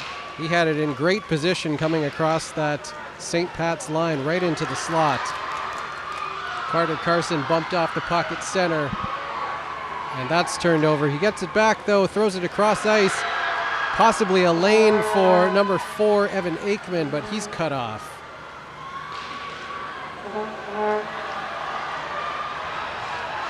Now Josh Saloy brings it up ice. He's taken down. No signal on the play from either ref, and the puck plays on. Number 19, Asher Hutton, digging for the puck there. Thrown on net from the point, but it doesn't make it. And now St. Pat's turns it back up ice. Number 6, Evan Power, hustling down the left wing. Picked up by number 14, Hayden Murray. He clears it to the sideboards. Almost turned over at the Sir John Franklin blue line. Murray brings it over the line, fires it on net. That one off the arm of Melanson. A little bit of a scramble in front, but Melanson is able to cover up the loose puck, and we'll get another whistle.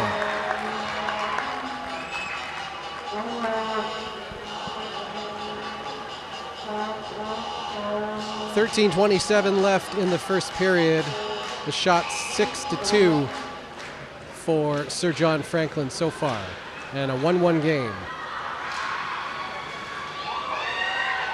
St. Pat's able to get control eventually off the faceoff. Dangerously brought out front by number 13, that's Gavin Rose. And that puck is turned over, but cleared out by number 18, Lucas Jonason Papineau. Sir John in transition now, but that puck is turned over and slapped right back in deep into Sir John's zone. Cut off at the blue line, and two Sir John players collide, and that almost creates a turnover. But now brought into the St. Pat zone by number 5, there's Hayden Lizotte. He loses the handle on that one. And they battle for it along the blue line, but that will result in an offside, and once again, the play whistled down.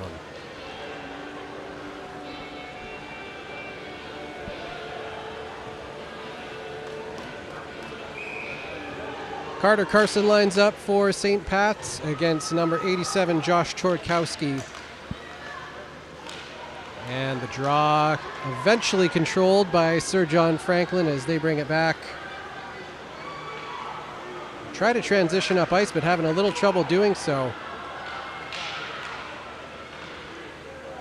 They chip the puck out of the zone, but it's chipped right back by St. Pat's. Now cleared deep into the St. Pat's zone around the end boards.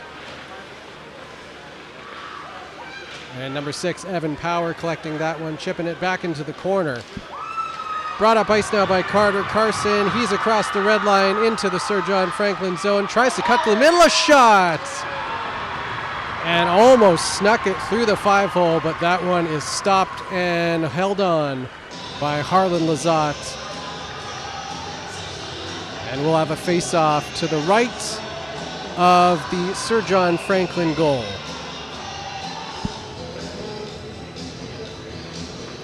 Gavin Rose steps into this draw for St. Pat's and wins it back to number 8. That's Aiden Pellacy, who has a little trouble with it.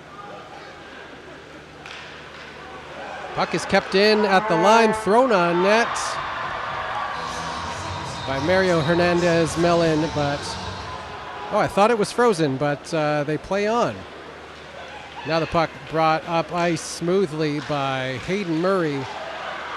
Oh, and there was a chance in front, but just fanned on by Josh Saloy. He had it right in the danger zone there. Puck snatched away by Gavin Rose and thrown to the far side wing. But that's turned over once again at the red line. Brought back almost a too many men call there against Sir John Franklin. That was very close. Murray tries to fire one on net. That one goes off a skate and into the corner. Now Murray has it right back. A nice back pass, but that one's cleared away by the St. Pat's defense. Now turned over at the blue line by number 9, Carter Carson. And we're going to have a penalty coming up to St. Pat's as Hayden Murray, buzzing around for Sir John Franklin, got possession of the puck several times and was finally tripped up. And is that, looks like number 9, Carter Carson, going to the box for St. Pat's. The first penalty of the boys' game comes at 10:45 of the first period. Pardon me, that's number 15, Seth DeLoe.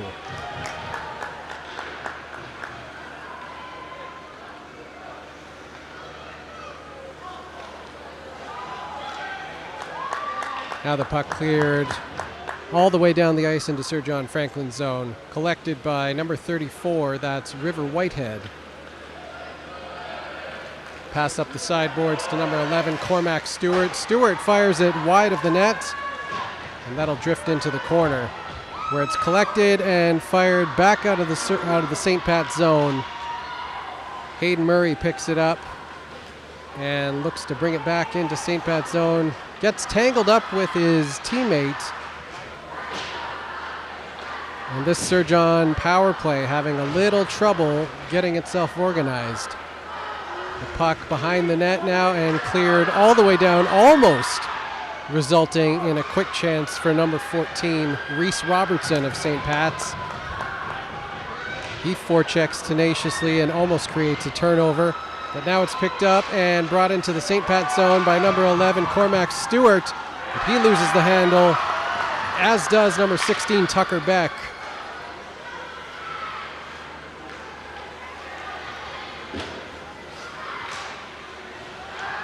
Josh Saloy brings it in and puts it back to the point where number 15, Finley Stewart, is run into, and we're going to have another penalty coming up to St. Pat's. Delayed call out, a shot from the side of the net, and it's in. Number 87, Josh Shortkowski, just threw it on net from a bad angle.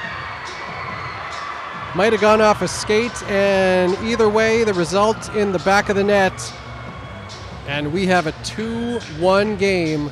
Sir John Franklin takes the lead.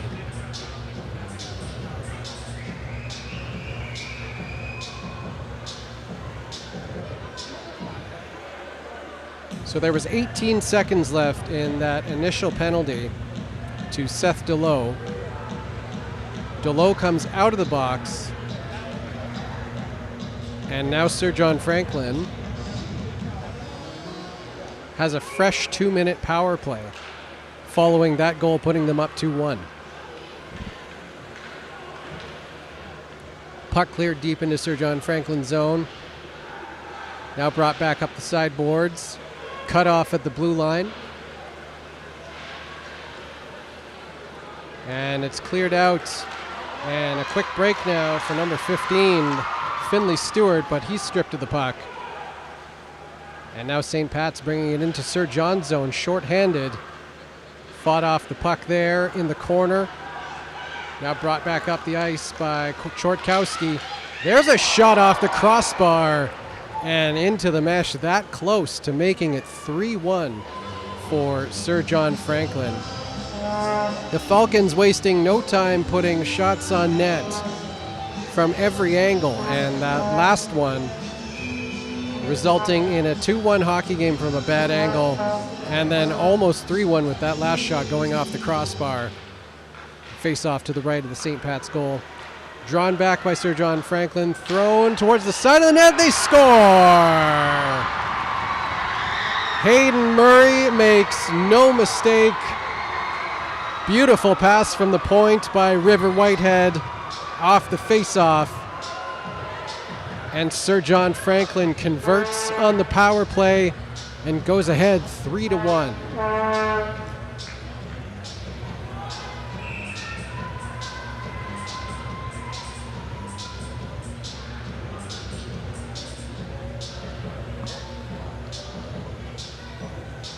Back to even strength now. St. Pat's looking to answer to that one. Two straight goals from Sir John Franklin. That puck poked away and brought up ice by Carter Carson. A nice move there. Nearly a 2-on-1 if it weren't for a nice back check by number 16. That's Tucker Beck making a good defensive play for Sir John Franklin. Collected now by number 10, Marcus Vandermeer. He brings it across the Sir John blue line and turns it over at the side boards.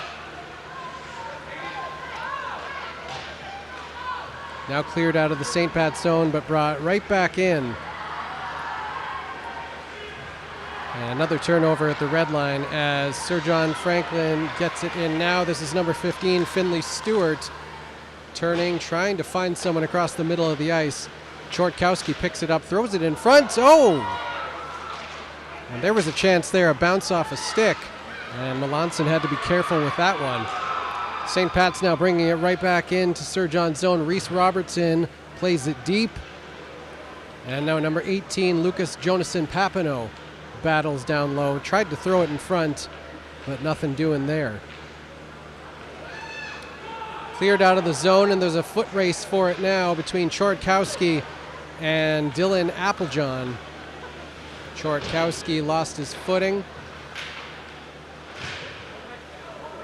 And they battle along the side boards.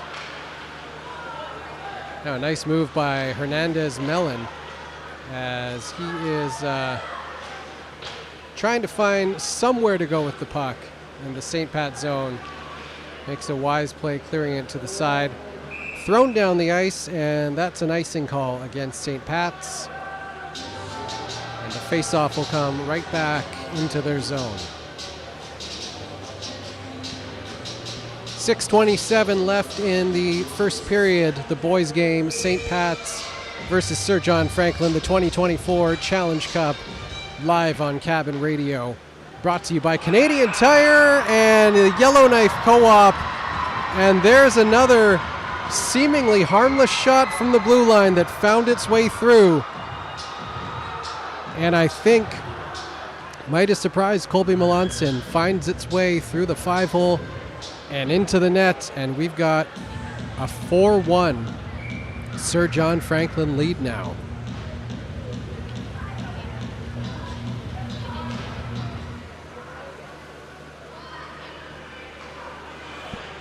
Face-off goes back to Sir John Franklin, and now brought up and across the red line by number 4. That's Josh Saloy.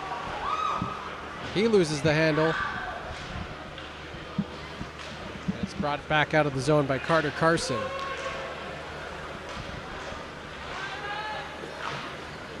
In and out of the blue line goes the puck as the teams battle for possession. Now chipped out. And turned over once again to the red line by Carson.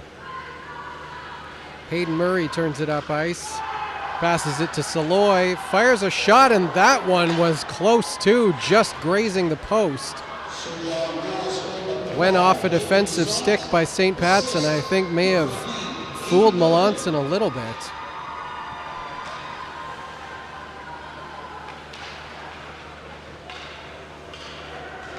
Now the puck turned back up ice by number 11, Sir John Franklin. That's Cormac Stewart. And they battle for it just outside of the St. Pat's corner. Brought back up ice, number 7. That's a break for St. Pat's now and a stop. But a rebound. Oh, and what an offensive play. Number 17, Zeph Whelan. What a great play that was, diving across and stopping a sure goal on an open net on a scramble in front. And keeping this a 4-1 lead for Sir John Franklin.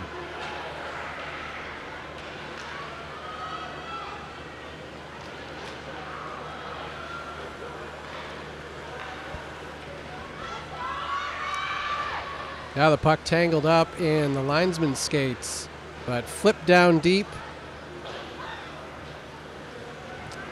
And back to collect that is number 6, Evan Power of St. Pat's. He's pestered on the forecheck by Chortkowski, but gets it up to Carter Carson across the red line. Now St. Pat's goes, fires it on net and off the glove of Harlan Lizotte. Collected once again by Carson, but it hit his own teammate's skate, and now Sir John has a chance, but that's fanned on by number 10, James Freaky.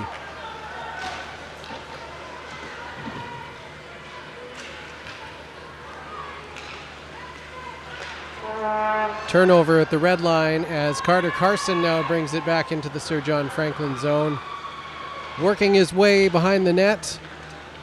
Tried to center it out front, but that puck got stifled. A scramble in front. Almost a wraparound attempt by Lucas Jonasson Papineau. And the play is whistled down rather. I'm not sure if we're getting a penalty here. It looks like we are. Looks like offsetting minors between the two as number 14, Reese Robertson for St. Pat's heads to the box. Along with, I think that's number 12, Peter Staples of Sir John Franklin. So offsetting minors, and I think we'll say it 5-on-5 with 3:27 left in the first period of the boys' game.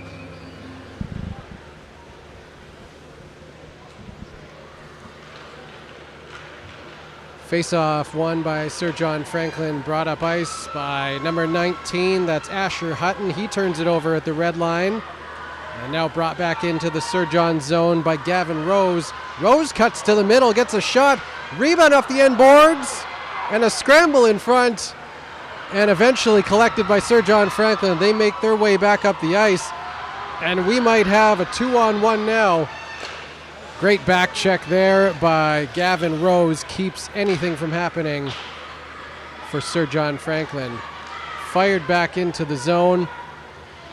And St. Pat's will collect it behind their own net off a shin pad and almost another turnover.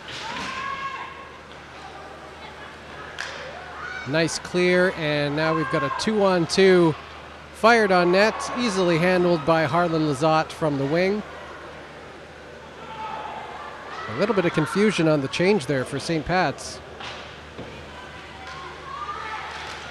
And there's a turnover. Hayden Murray picks it up off the boards in front. And a good save there by Colby Melanson as another dangerous chance created by a turnover for Hayden Murray, an offensive turnover. He's been all over the ice for Sir John Franklin, creating havoc in the St. Pat zone so far. Face off to the left of St. Pat's goal. And that's collected by Sir John Franklin. Cormac Stewart now twisting and turning, trying to find some room for himself, but he's defended well by Evan Power. In front, the puck goes, but bounces away, now brought back up ice.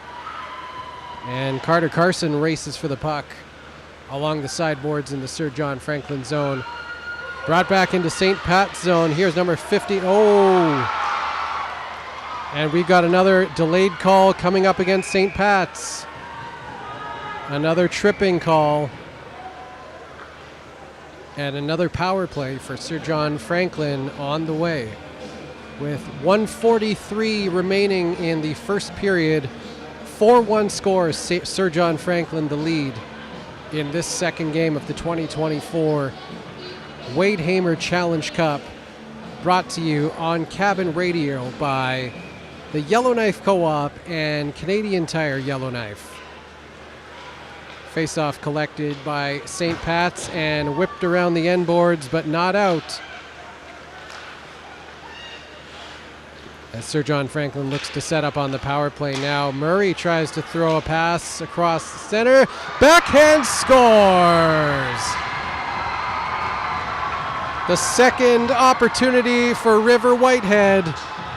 And he makes no mistake with a strong backhand shot that finds the top corner and makes it 5-1 Sir John Franklin.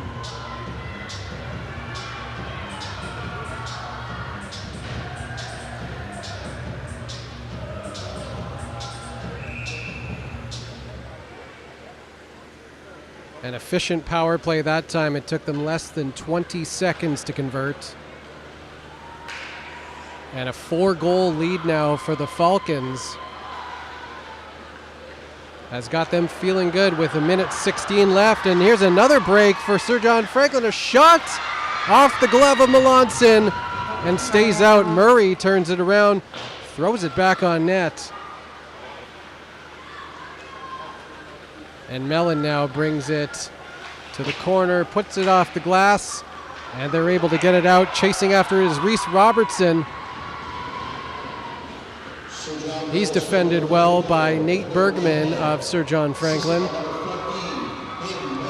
And now Murray once again turns it up ice. Number 13, Nate Bergman, puts it in front. And they score on the rebound. Tucker Beck threw it on net. And number 4, Josh Saloy, buries it and makes it 6-1 Falcons with 33 seconds remaining in the first period.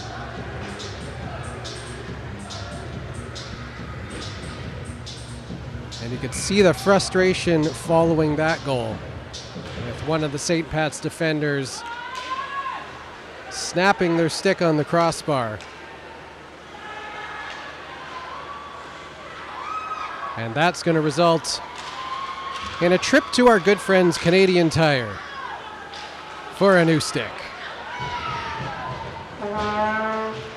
Cleared up the sideboards and nicely chipped out by Liam Manning, but he's turned aside.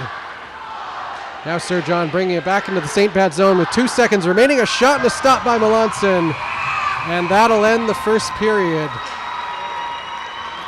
with the score 6-1 for the Sir John Franklin Falcons.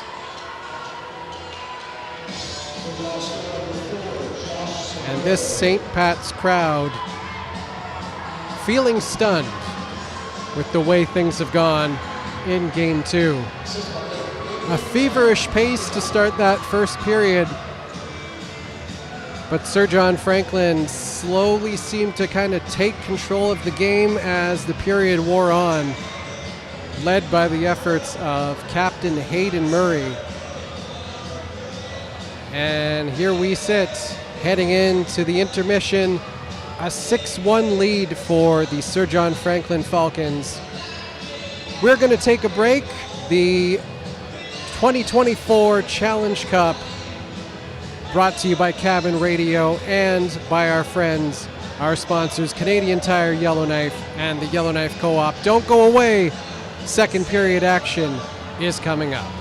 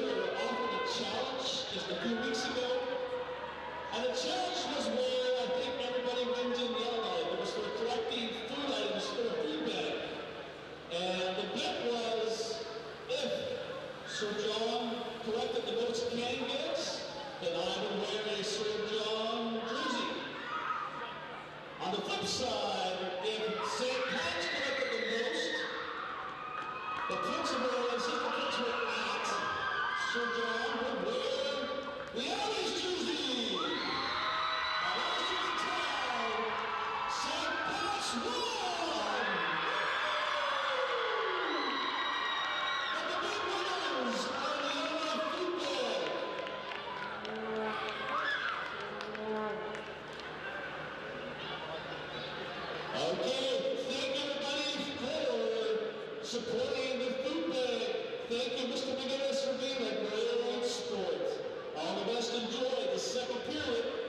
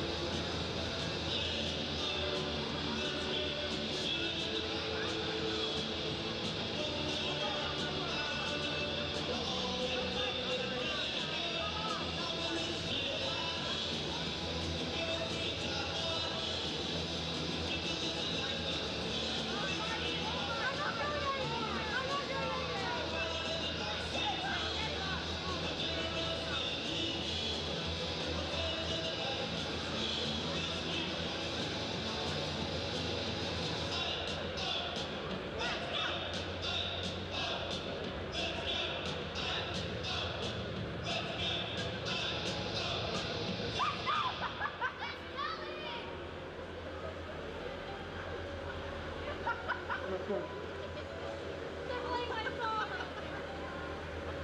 Play my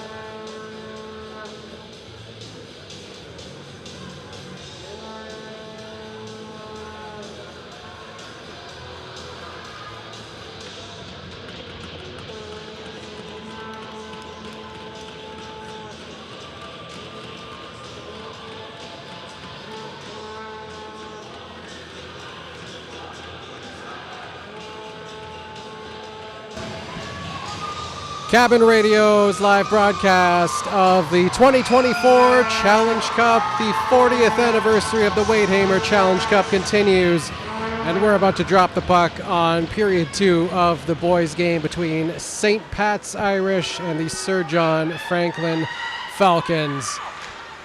And we're underway, the final frame of this year's Challenge Cup games.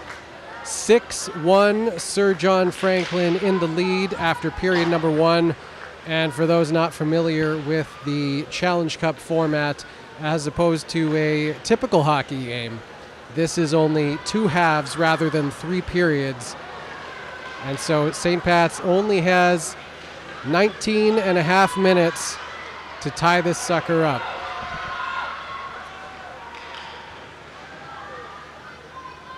And Cabin Radio's live coverage of the 2024 Challenge Cup is brought to you by Canadian Tire and the Yellowknife Co-op. Very happy to have them on board for this year's broadcast and hoping for many broadcasts in the future. And we have a $50 gift card up for grabs courtesy of the Yellowknife Co-op. All you have to do is answer a trivia question, that being how many Challenge Cup games have gone to overtime? In the 40 years of the Challenge Cup, how many of the games have gone into overtime? And you can email your answer to mailbox@cabinradio.ca and possibly win yourself a $50 gift card. Puck now on the St. Pat's corner, worked out, but not over the blue line, and we've got a whistle now.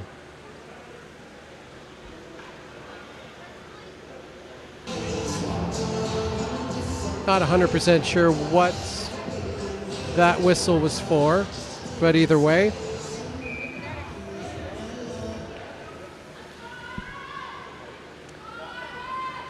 Face off to the right of St. Pat's goal. And it's chipped right out and down the ice. This might make it for icing, and it is indeed. Puck whistled down, and the face-off will come back into St. Pat's zone.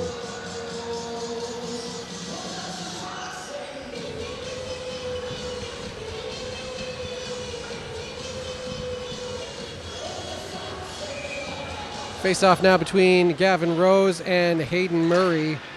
And Murray wins that draw, but it's brought out of the St. Pat's zone, chipped right back in. And Josh Saloy's on it, back to the point, a shot on net, and that's steered aside by Jack Walsh, now in goal for St. Pat's. There's a heavy shot, and down goes number 19, Asher Hutton. Puck brought back in front of the St. Pat's goal, and now brought back down the ice by number 13 for St. Pat's. That's Gavin Rose into the Sir John zone. Tried to make a move in front, but as the puck taken off of him, now collected by Sir John and turned back up ice. Hayden Murray now collects that puck that went askew.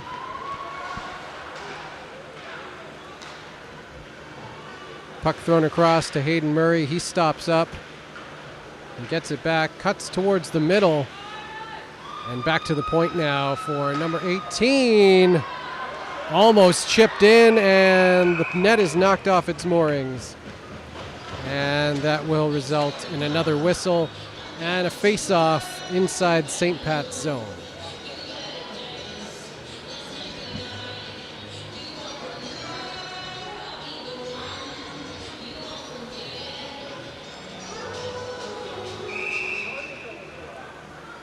Tucker Beck taking the draw now against St. Pat's. Number 9, that's Carter Carson. Cormac Stewart works the puck back to the point, gets it right back in the corner. Stewart in front. And there was a chance the puck just squirted under the stick of number 16, Tucker Beck. Brought back into Sir John Franklin's zone, thrown across the blue line, and collected by Carson, who throws it on net. That one steered aside by the blocker of Hunter Froud. Now brought up ice by St. Pat's. They turn it up ice. And tried to throw it deep into the zone, but that hits Carter Carson. And he turns the puck back over now. Carson loses the puck in the corner, and a bit of a scramble, a battle for the puck in the Sir John Franklin zone. Puck thrown out front, but that goes nowhere. And now brought back up ice by number 16, Tucker Beck. He chips it in and goes off for a change. And now Hernandez Mellon clears it around the boards. Kept in by number 13, Nate Bergman, who chipped it just wide of the St. Pat's goal. And now keeps it in at the blue line. Almost a break there for Sir John Franklin. And it's chipped out of the zone. Number 12, Peter Staples back to collect it. Behind the Falcons' net. He works the puck back to the wing, but that's missed.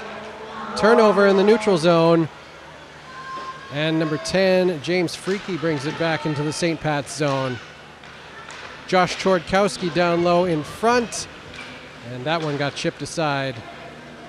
Freaky tried to work it back in front, but that's turned over. Fired all the way down the ice, and that'll be another icing against St. Pat's.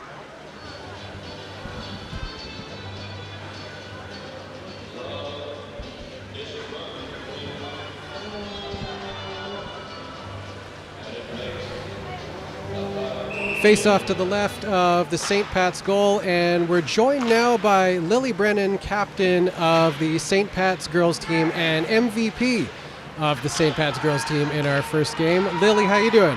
I'm pretty good, tired, but I'm feeling pretty good. Now, obviously, that first game did not go at all the way I imagine you had planned, but how did you feel out there? I'm actually really happy with my team. We played super hard, and I'm so proud of all of my girls for working their hardest. And that, you echo the exact sentiment of this game. It's not about winning or losing. It's about showing up. It's about giving it your all and showing your team the spirit that they want to see that carries people through an entire school year. That's awesome. I love that you've got that kind of spirit. What did you feel coming into this game? Were you nervous? I definitely had some nerves. I knew we were going against a tough team, but I was pretty confident that we could play the best we could, and that's all that really our team was looking to do, and I think that we did that. Absolutely. Now, one of the things that got the crowd whipped into a frenzy before each game was the mascot dance-offs. Did you get a chance to take any of those in? I wasn't able to get a look at it, but I heard there were some pretty good dance moves going on. Yeah, there was some excellent worms happening. Yeah, that's what I heard. I think actually St. Pat's team's mascot might have won the dance-off. Oh, so, good. So you're doing all right there. Also, by the way, we should mention that St. Pat's High School apparently won the food drive this year. Yes, I was one of the people that brought in the cans. I think overall, while Challenge Cup is a good experience, that's one of the most important things overall is helping our community. So I'm really happy that this game was able to encourage people to bring in more food to help the people in our community. Absolutely. And it must just be a ton of fun playing in front of a packed crowd like this. Oh yes, the energy is amazing. Well, Lily, thank you so much for joining us. This has been an amazing Challenge Cup so far. The 40th anniversary of the Wade Hamer Challenge Cup. It's got to be an honor to be part of that. Yes, it is, especially in my last year. There's definitely lots of emotions. And there's another goal for Hayden Murray of Sir John Franklin, and we have a 7-1 game now, getting into the territory of the first game. But again, it's not about the score. Lily, thank you so much for joining us, and congratulations on your MVP performance. Thank you. There you go. There is Lily Brennan, captain of the St. Pat's girls team. A great showing in the first game of the 2024 Challenge Cup. And as we mentioned, and as you heard, Lily leading the efforts in the food drive for the 2024 Challenge Cup, which St. Pat's High School apparently won. We're getting word in the intermission there. So congratulations to all the students in St. Pat's High School involved in this year's food drive. Love that. A victory for St. Pat's in that regard. As far as the on-ice action, though, Very much a different story in the first game, and now in game 2, the boys' game. Nearly the same score, 7-1 currently. Sir John Franklin leading St. Pat's High School. As there's a chance on net by number 6, Evan Power, as he works his way towards the net. Getting a shot on goal, but that's stopped and frozen by Hunter Froud. And the face-off will come just to the right of the Sir John Franklin goal.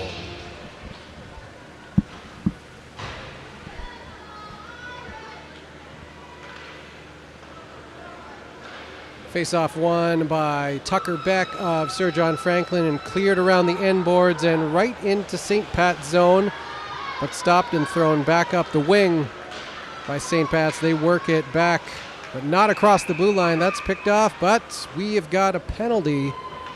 Sir John Franklin, number 16, Tucker Beck, going to the box for hooking.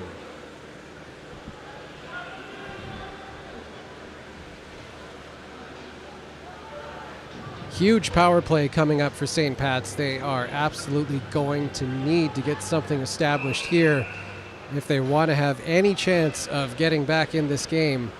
With 11:55 remaining in the final frame of the 2024 Challenge Cup. Shot on net and they score! Mario Hernandez-Mellon. Just like that, converts on the power play, and St. Pat's has life. It took them only 11 seconds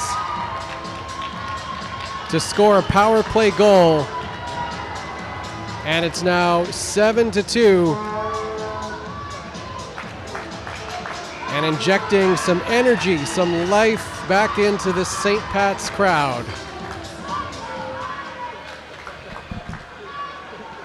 Face-off taken by James Freaky. He fires it on net, and that is stopped by the sure glove of Jack Walsh. And that'll bring the face-off just to the left of the St. Pat's goal. Puck dropped and whistled down immediately, as Carter Carson is going to be thrown out of this draw. Number 10, Marcus Vandermeer, in to take the draw now. And he wins that one against Josh Chortkowski.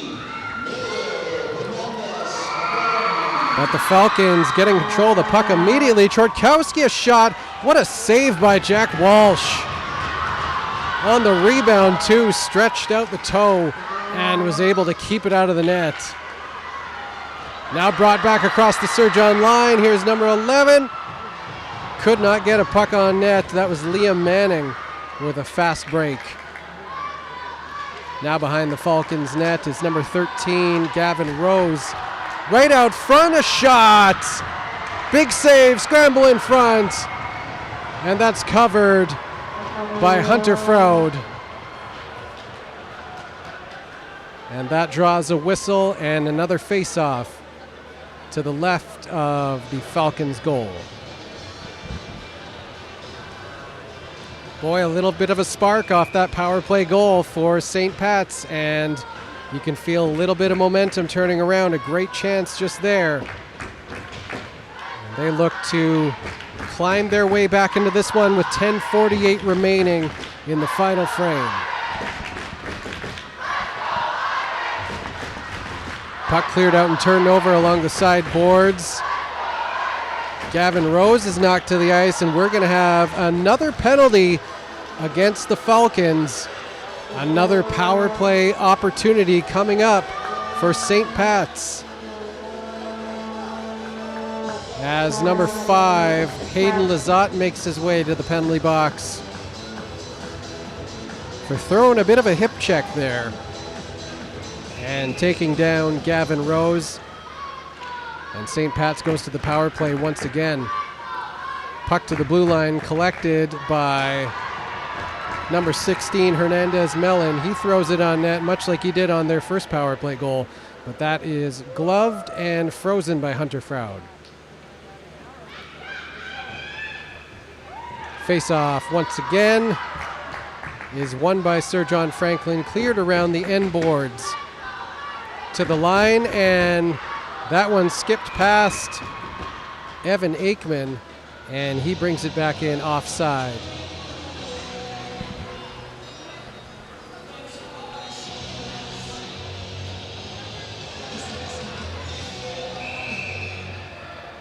Face-off now outside of the Sir John Franklin zone and drawn back into the zone by Cormac Stewart. Thrown around the end boards, but picked up by, once again, Hernandez Mellon. And now St. Pat's going to take a penalty as two players got tied up at the top of the circle. And it looks like number 11, Liam Manning, is going to the box, and he'll get 2 for tripping.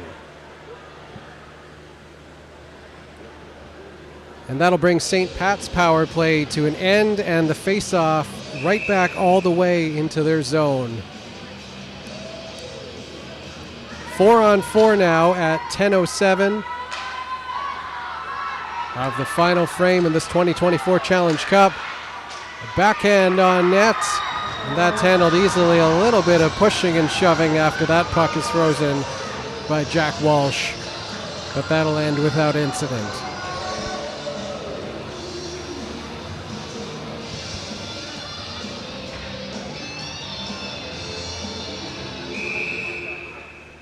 Face-off now to the left of the St. Pat's goal. Number 14, Reese Robertson, wins that draw for St. Pat's. But they're fought off the puck in the corner. And Chortkowski now puts it back to the line, gets it back from his defenseman. And a shot on goal from a bad angle, and that goes off the pad of Jack Walsh.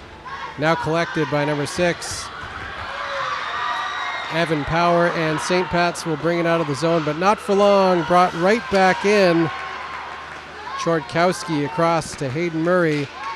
He circles back, and a shot from the point. Good chance there by Chortkowski as he spun and tried to throw it on net. A battle along the sideboards for the puck now. And Hayden Murray brings it back across the blue line, fires it on net, but that goes off a shin pad. But he's able to get it back along the sideboards. Murray comes out with the puck once again. Murray in front, a shot, and he scores. And he made that look easy.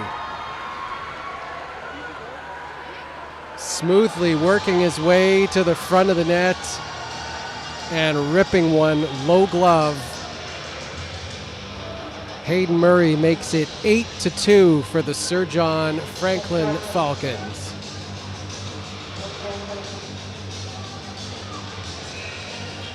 Will remain 4-on-4 for 20 seconds.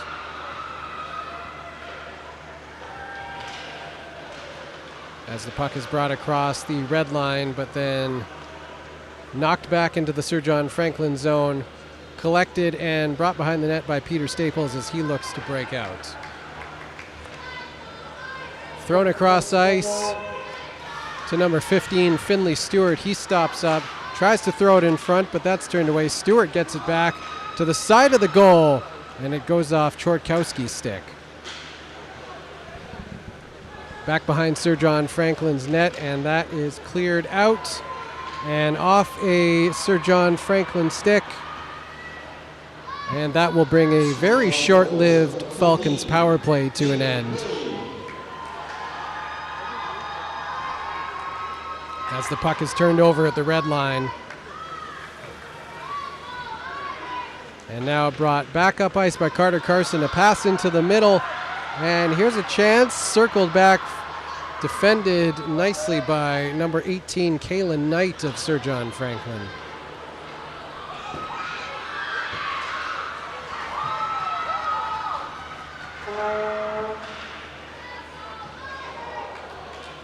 They work it into the Falcon zone now, reversed into the near side corner. And the Falcons bring it back up ice, but turned it over to Hernandez Mellon, who circles back. And missed that pass as that goes all the way down the ice for another icing call against St. Pat's.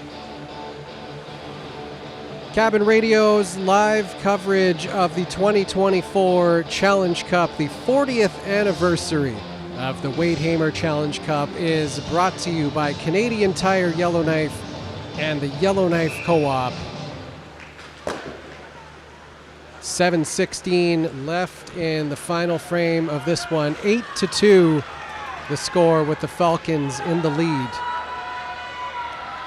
Puck brought up ice with some steam now by Evan Aikman as he tries to work it to the front of the net, and they score!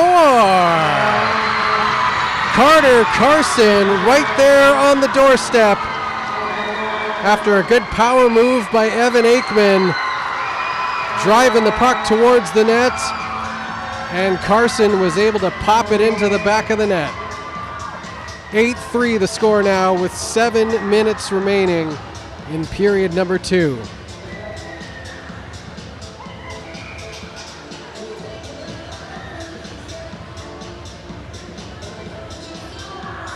Great rush up ice there by Evan Aikman. Just taking it hard to the net. And St. Pat's are going to need some more of that if they're going to get back into this one.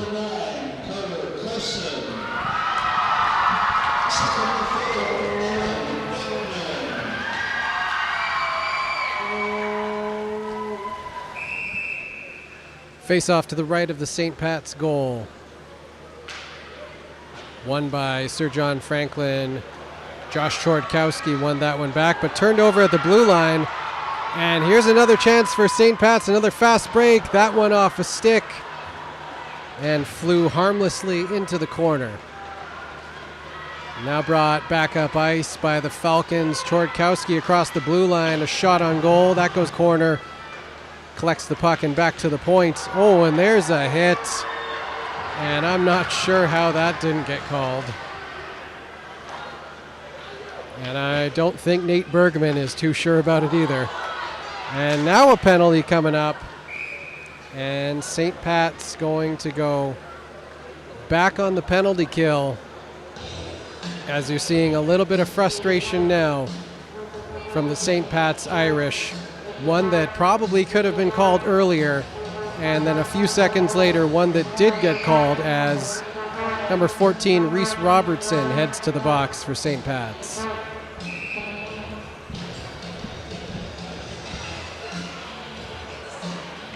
Carter Carson comes back out for the Irish penalty kill, facing off against Hayden Murray. Draw won by Murray back to the point. Thrown in, and behind the net, a chance in front. A scramble, and the puck is knocked to the side of the net. Thrown in front once again by Tucker Beck. And nothing happened on that play. That shot steered aside by Jack Walsh. Almost a rebound there. Ooh, a tricky one off a deflection, and Jack Walsh able to get a blocker on that one. Very nice save.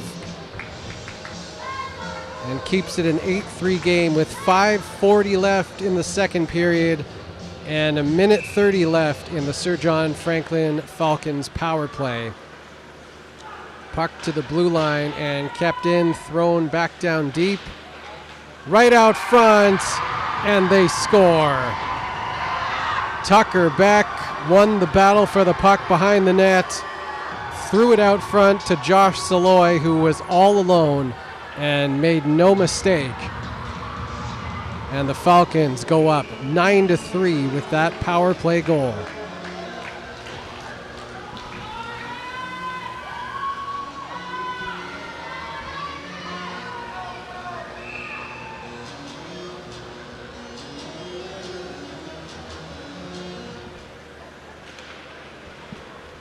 .5:30 left in the second period of the 2024 Challenge Cup.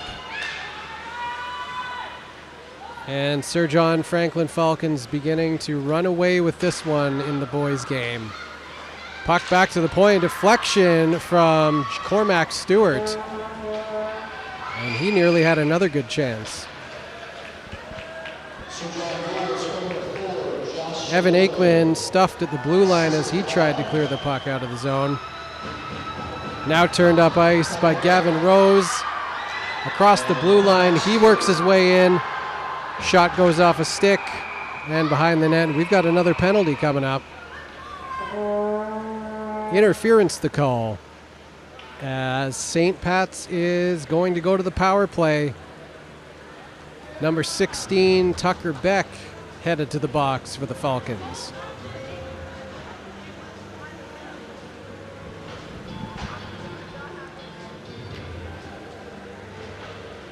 Another power play opportunity for St. Pat's, and another much needed power play for St. Pat's.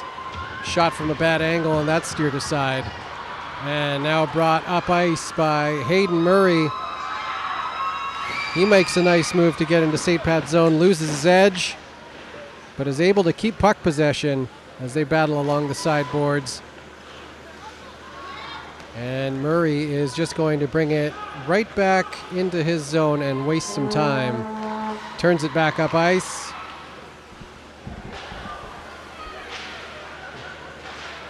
And this Falcons penalty kill so far giving the St. Pat's power play fits. As now Hernandez Mellon tries to bring it up ice, but not seeing much room, he turns back and looks to set up. Throws it to the sideboards. That pass missed and chipped back down into the St. Pat's zone, where Hayden Murray is right on top of the forecheck. Looked like he was maybe going to try a wraparound. And Hayden Murray just cannot be taken off the puck. That puck thrown down deep.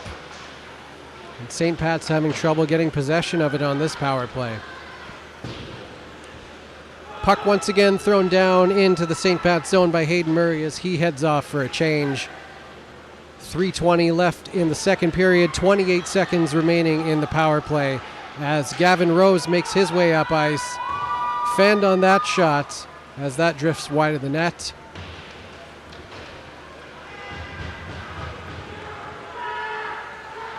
Now a turnover as number 10, Marcus Vandermeer, throws it back to the point to Aikman. But he loses the handle on that one. Another delayed call coming up against the Sir John Franklin Falcons as that puck goes all the way down for icing.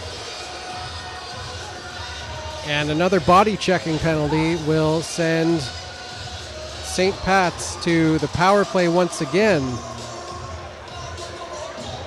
This time it's number 34, River Whitehead, heading to the box for the Falcons.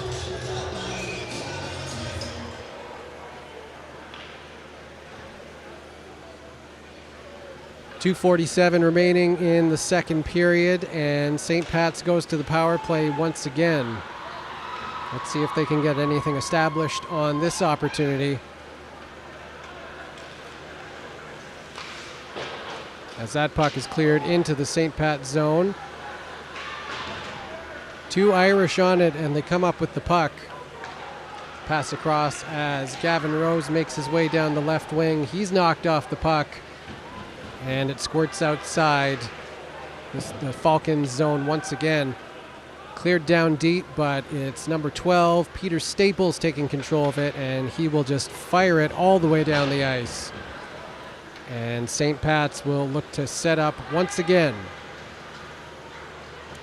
Evan Power misses that pass along the right wing. And Hayden Murray collects it.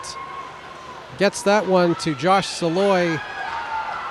He's knocked down as he crosses the line. But the puck nevertheless gets thrown deep into the St. Pat's zone once again by number 18, Kalen Knight.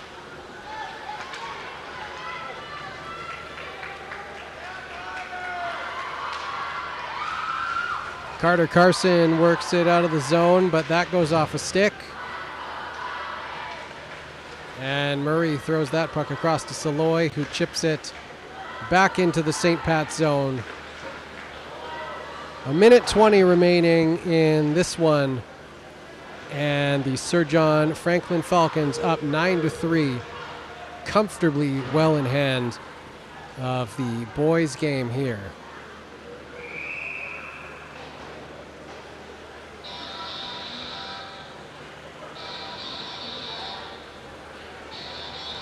Another icing call will bring the face-off back into the St. Pat zone, left of the goal.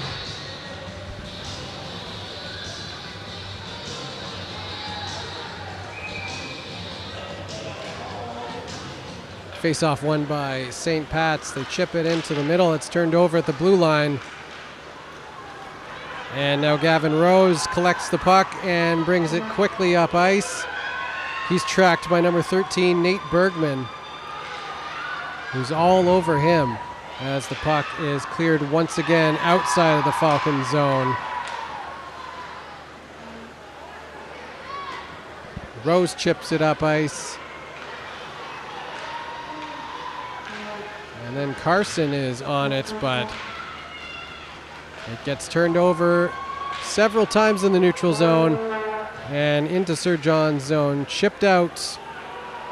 Hit the linesman in the skate there, but did make its way outside of the Falcon zone. And we've got another offside call with 17.9 seconds left in this one, the second game of the 2024 Challenge Cup. And absolute domination for the Sir John Franklin Falcons all afternoon long, with an 8-1 victory in the girls' game to start off the afternoon, and now finishing off the boys' game. The score 9-3 for the Sir John Franklin Falcons. 15 seconds left, and they're going to basically just wind this one down.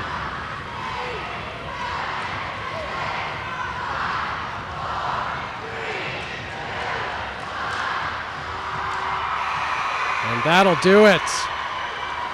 A sweep in the 40th anniversary of the Wade Hamer Challenge Cup for Sir John Franklin High School. And in absolute dominant fashion. And that, incidentally, breaking a deadlock as far as historical Challenge Cups go between Sir John Franklin and St. Pat's. Historically, between the two teams, the boys' game was deadlocked with 13 wins apiece for Sir John Franklin and St. Pat's.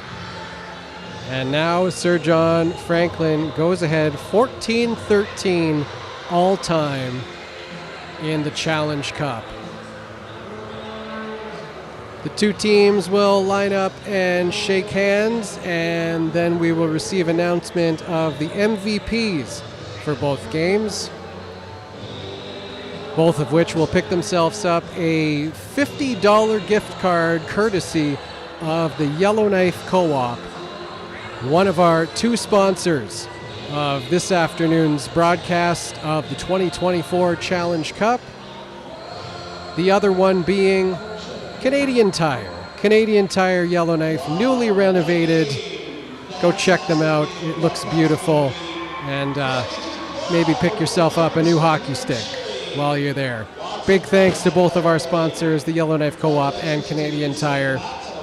And a reminder one more time, well, I suppose not a reminder, I'll just reveal the answer to our trivia question, which we had a $50 gift card courtesy of the Yellowknife Co-op up for grabs. All you had to do was tell us all time how many Challenge Cup games have gone to overtime.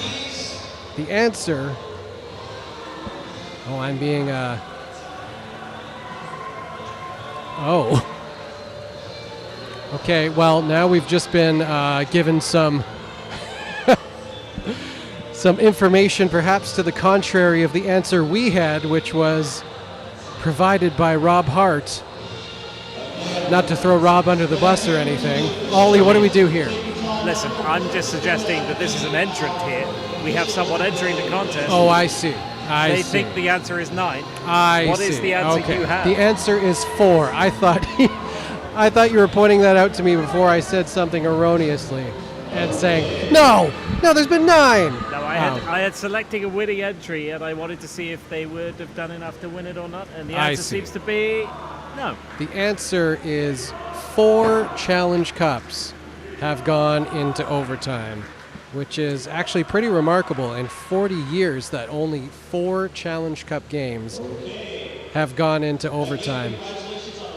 To your knowledge, do we have any correct answers there, Ollie? Quick scan of the emails? No? Okay. So I might have just blown it for everyone. Whoever just emails us next and says 4, there you go. You have a $50 gift card courtesy of the Yellowknife Co-op waiting for you. At this point, all you have to do is email mailbox@cabinradio.ca and say 4. And you can win a $50 gift card. First come, first serve as far as the winner for that goes. And thank you so much for joining us for the broadcast of the 40th anniversary of the Wade Hamer Challenge Cup. A sweep for the Sir John Franklin Falcons teams. The boys team winning the game we just saw 9-3, and the girls team winning earlier this afternoon by a score of 8-1. Hayden Murray being announced as the MVP for the Sir John Franklin Falcons. Thank you so much for joining us. We are certainly looking forward to doing this again in the future.